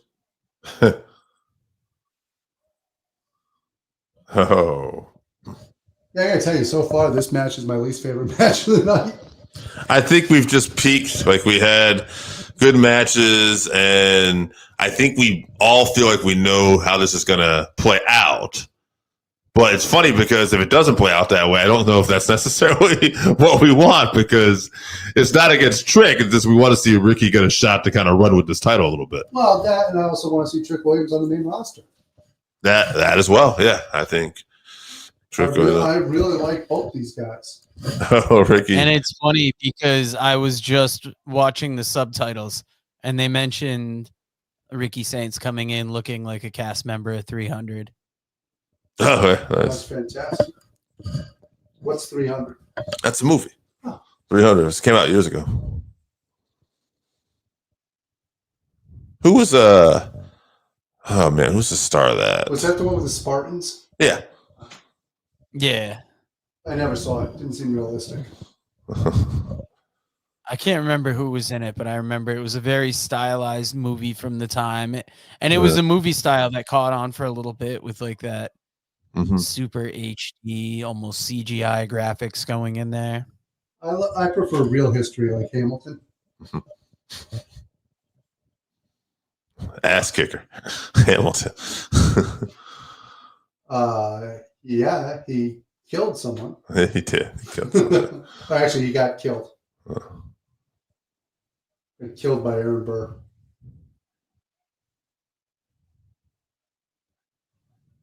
Well, they got killed in 300 too. So, all right, baby. Of course, I joke. Hamilton's one of my least favorite movies. Ooh, that's the leg there. There you go. Trick Williams, baby. Put it on him, baby. Whip that trick. Oh, yeah. Ricky Saints getting a little color. Everybody had color tonight. Yeah, it is almost a shame having this match in this spot because, like, I'm not bored, but I'm just kind of like, hey, what's going on, Randy? Yeah, AJ and I switching in. If you see a recording during the week, usually AJ will get it in. I'll typically get in episodes on Fridays. We're making the most of having AJ back as we can. You don't get to see us in a three-way often enough. We may even get AJ for recording. OWR. Although AJ's working every day, but I might pick him. Literally working 8 days in a row. Double duty, baby. Gotta record it out of you still sometime this week, baby, too. Because we ain't getting you the following week. Yeah, he'll be in Puerto Rico. Literally working 8 days in a row. So how's that for the Working Fans podcast? Got him, I feel like that's the embodiment of what we do in a way. Yeah. I'm only doing 10 hours a day, too. So it's what, 80 hours in 8 days? That's right. I'll talk to him during the week. So stuff's going on Raw. We need to recap it here. Luckily, I'm a young man. If you're 80. I'd say more luckily, it's lucky you don't sleep a lot. I don't. I sleep like 4 hours. Ooh, the next wrestling show we are going to, that's going to be OWR at Ledyard Middle School, November 8th. I'm actually a little jealous that I can't be at that one. I am happy though. I am happy that my favorite wrestler will not be on the card, though. Prisoner 5150. I know, that's a shame he's not going to be there. For a guy who's still so new to the wrestling business, he's so good in the ring, and the connection he has with people is amazing. Let me tell you something. I ordered a shirt from him at the last event. He had it out to me literally in a couple days. Oh, they're a great local company. They are putting on shows at the Ledyard Middle School, really starting to build a following. What I like about them is they put on shows and they make money off it, but they also do stuff for the community. Not only do they have veterans tickets, but usually there's some cause that they donate to at every show. You'll see a lot of the same people show up to the shows. The kids love it. It's a fun local independent show that we like talking about, not only because they work with us, but because it's a fun time every time we go. Now, that being said, that when we talked about them working with us, they treat us with nothing but first-class treatment. It's absolutely amazing how well they treat us. Yeah, and great talent. You'll get your local guys in there, but you also get guys like Shane Mercer. They had Richard Holiday there too, and they have other indie wrestlers that are coming in from Texas, Ohio. So great show. Pizza's great. Get the pizza, baby. Telling you. Shane Mercer in his match last time and the last show was absolutely phenomenal. And I believe Dave got a good interview with the gentleman that he wrestled during that show. And the pizza. Talk about this pizza. All right, Randy, you go to the show, grab some pizza. I'm telling you. Shout out to Nino's Pizzeria, Uncasville, Connecticut. But speaking of that match with Shane Mercer, Jay Onyx is going up against the OWR heavyweight champion, Steve Off, at the next event. Get off. Oh, get off and get on this pizza. Got to talk about this pizza, baby. You know what goes really well with pizza? A cold, refreshing, zero sugar mug root beer. For those times when you just want to really chill out and enjoy the full flavor of mug root beer. You know who's not chilling out? Ricky. Nino's Pizzeria got, what was it, like a 7.1 from Dave Portnoy when he stopped by. Oh, he stopped there? Oh, shit, yeah. Apparently he made it there. He made it to Jack's Brick Oven Pizza in Norwich and made it to La Stella when he was making his run in the area. Yeah, he didn't try my Stouffer's French bread. Richard Holiday is really making a name for himself lately, Randy. A lot of great events he's been on. He's killing it. Richard Holiday with his signature move. Randy, you still haven't answered me. I want to know what you're going as for Halloween.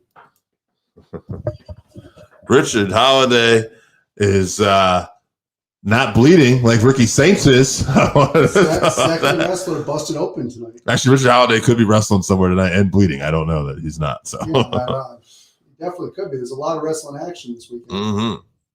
Last week, Richard Holiday was in a main event match with Matt Cardona, Nick Nemeth, Matt Riddle. Yeah. Which organization? That was a fun little card that I bought. Haven't watched yet. Oh, jumps off into the Russian leg sweep. Ricky Starks is on fire. We're cooking. Cooking with gasoline in this house. Ricky Starks. Oh, inverted title. I kind of missed it there. Horrible. Don't worry about that. Have some business, baby. Close up on Ricky Starks. You guys having a Halloween party. Every night's a Halloween party here, baby. We are having Friendsgiving, Randy, if you'd like to stop by. It's tomorrow night. Bring your own gravy. It's not tomorrow night, but that's all right. Friendsgiving, baby. We're having it in the morning and the afternoon. Sorry. It's tomorrow morning and afternoon. I would be better with the date, but me and Joe weren't invited. That's all right. Luckily, I'll be working. Hey, me too.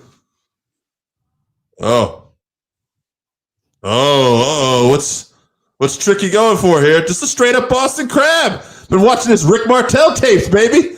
Here you go. What he's got to do, he's got to be smart like Stan Hansen and get himself so he can hold himself off the turnbuckle with his forehead. That's right. Oh, look at this. The blood. The blood. He's going to pass. It's like reminiscent to Steve Austin. Is Ricky Saints going to pass out with the blood? He could. Don't give up, Ricky. Oh, Trick Williams. Stomping him like Ronnie Garvin.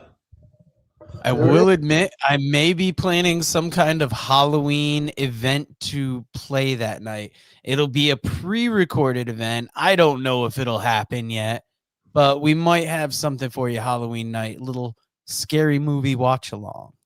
Yes, John Tatum actually won the CWA championship back in 1984. Good call, Randy. And yes, Tatum Paxley was victorious tonight, along with Blake Monroe. Both new champions, Dark Stage champion. 3 title changes on this card, Randy. I just happen to know that he's a really big John Tatum fan. Old Hollywood John. And his teammate, Rod Price. Oh, former guest of the show. Absolutely. Find him in the archives. Working Fans Podcast, all major platforms.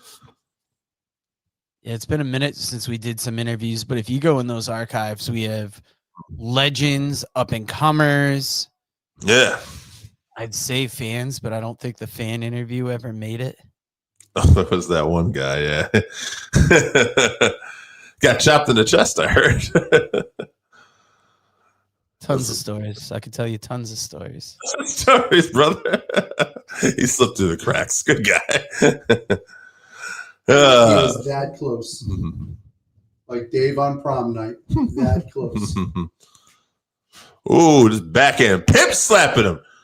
Tricky Williams. Oh, Ricky Saints fired up. He got kicked in the head. He get fired up now. Oh, wait a minute. Ricky with the counter. Ricky with the crucifix pin.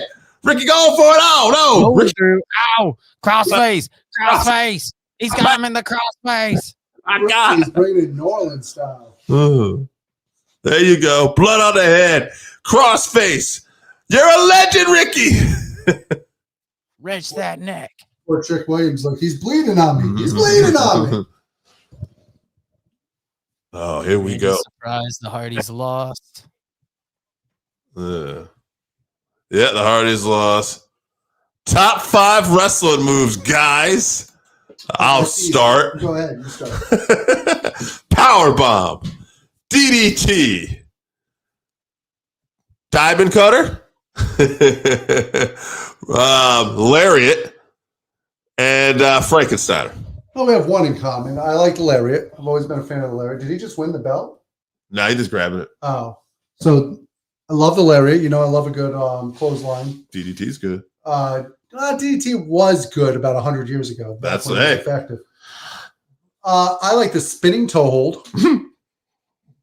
I've always enjoyed a good neck breaker. And so like the honky tonk man. Yeah. Oh.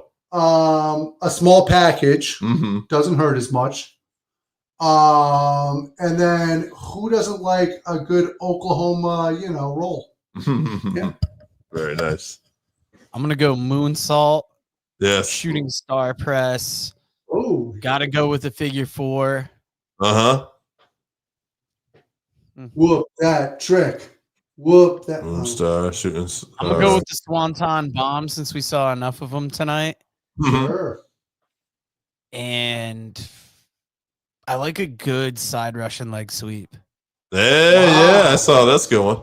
Also, I'm gonna throw the Scorpion, Deathlock / Sharpshooter in there for submission holds. Yeah, why stop at 5? Yeah, just say it. Great to see the Jake rule in effect on the working. And I don't know how I forgot about it, but the Devil's Kiss. The Devil's Kiss. Oh yeah, man. Sure, might as well just keep the list going. Yeah, man. You guys are not rules followers. Underrated tag teams. He didn't say anything about top 5. We're following rules. We're following Jake rules in this bitch. Bringing it back. Underrated tag teams. The Fantastics. Oh, Fantastics, absolutely. One of my favorite underrated tag teams of all time, Tex and Shanghai. And they were champions, and they don't get missed with legends because they didn't have a long run. But Double A, Arn Anderson, and Bobby Eaton. Oh, sure. Absolutely fantastic. Yeah. No, they weren't the Fantastics. Absolutely Tommy great. Rogers and Jackie Fulton. Yeah. Or Bobby Fulton. I'm going to say as much as AJ jokes about him, I'm going to put the Mulkeys in there just because for a jobber tag team, they did some wild things and they've stood out over the years amongst like jobber tag teams. Pat Rose. You're going to mention jobber tag teams, then you got to mention the Conquistadors, baby. Oh, absolutely. Every version of the Conquistadors. But if you want a real, true, underrated tag team, one of my favorites were Sting and Luger. No, Jordan and Gable. Jordan and Gable. That's interesting. Yeah, that's a real good one. I mean, obviously they ended early and because of injury, but what a great tag team. Oh, Spear. I'd argue the Creed I'd brothers. say Beer Money is an underrated tag team just because if they were anywhere but TNA, they would have been featured huge, but they were just kind of like a team that some people saw in TNA. And there's the pin. Ricky Starks retains. DDT. Yeah, I agree with you, though. All of those. And I agree with Dave with the Creed brothers, who just opened up a sandwich shop in Ohio. Yeah, good for them. Yeah, I just think that you could do more with the Creeds than what they've done. 100%. One of my favorite tag teams that used to be were Alexa Bliss's team there, Buddy Murphy and freaking what was it? I can't remember. When they were on NXT. Steakhouse. Was it something Blake? Yeah, Blake and Murphy. Yeah. I don't know if this is an underrated team or not. They were tag, but I would say the Samoan SWAT team also makes my list. Sure. Just for like just a devastating team. They could kick butt. Like they had kick-ass matches with somebody's Road coming out. Signers. No, they're not. No, that was coming out. I was wondering. I got a feeling like there could possibly be, because I'm ready to end this live stream, but I wanted to wait till we see those Favorite fucking no, AJ's come up. glove. Oh, absolutely. Has there ever been a bigger match than spin the wheel, make the deal, coal miner's glove? Mm-hmm. Coal miner's glove. I think War Games has always been my favorite specialty match. Like a good. I don't know, these NXT matches that they added with the penalty box. That's been a recent specialty match that's popped up and been cool. Mm-hmm. I mean, I did like the Japanese death matches. Those were always fun. Yeah, I like those. The Stranglemania matches. Different. Especially the one. And guys, stay in the studio after we end this live stream, because I'm gonna let you know the auction that we're gonna be doing at OWR. Everybody else is gonna find out on this Friday's episode. Oh, okay. Okay. I'm very excited about this. I feel like it's gonna be a big thing. Mm-hmm. Guys, just because I'm single now, you can't just be auctioning me off. Mm-hmm. Unless it's Tatum Paxley. You can Mhm. auction me off Tatum Paxley. Now, is this still on the main show where they're showing this? Yeah. Izzy still does not look overly happy. Yeah, there's the credits right Now there. she looks happy. Yeah. Okay. Did she say anything? Yeah, she said if you guys She just said if you thought it was crazy, it's gonna get even crazier. Well, Okay. guys, that was NXT Halloween Havoc. Thank you very much for joining us. We appreciate everybody that watches this. If you're watching and you're not subscribed, please hit that subscribe button. Hit that notification bell so you know when we go live. Get your mug Zero Sugar Root Beer. And check us out, OWR.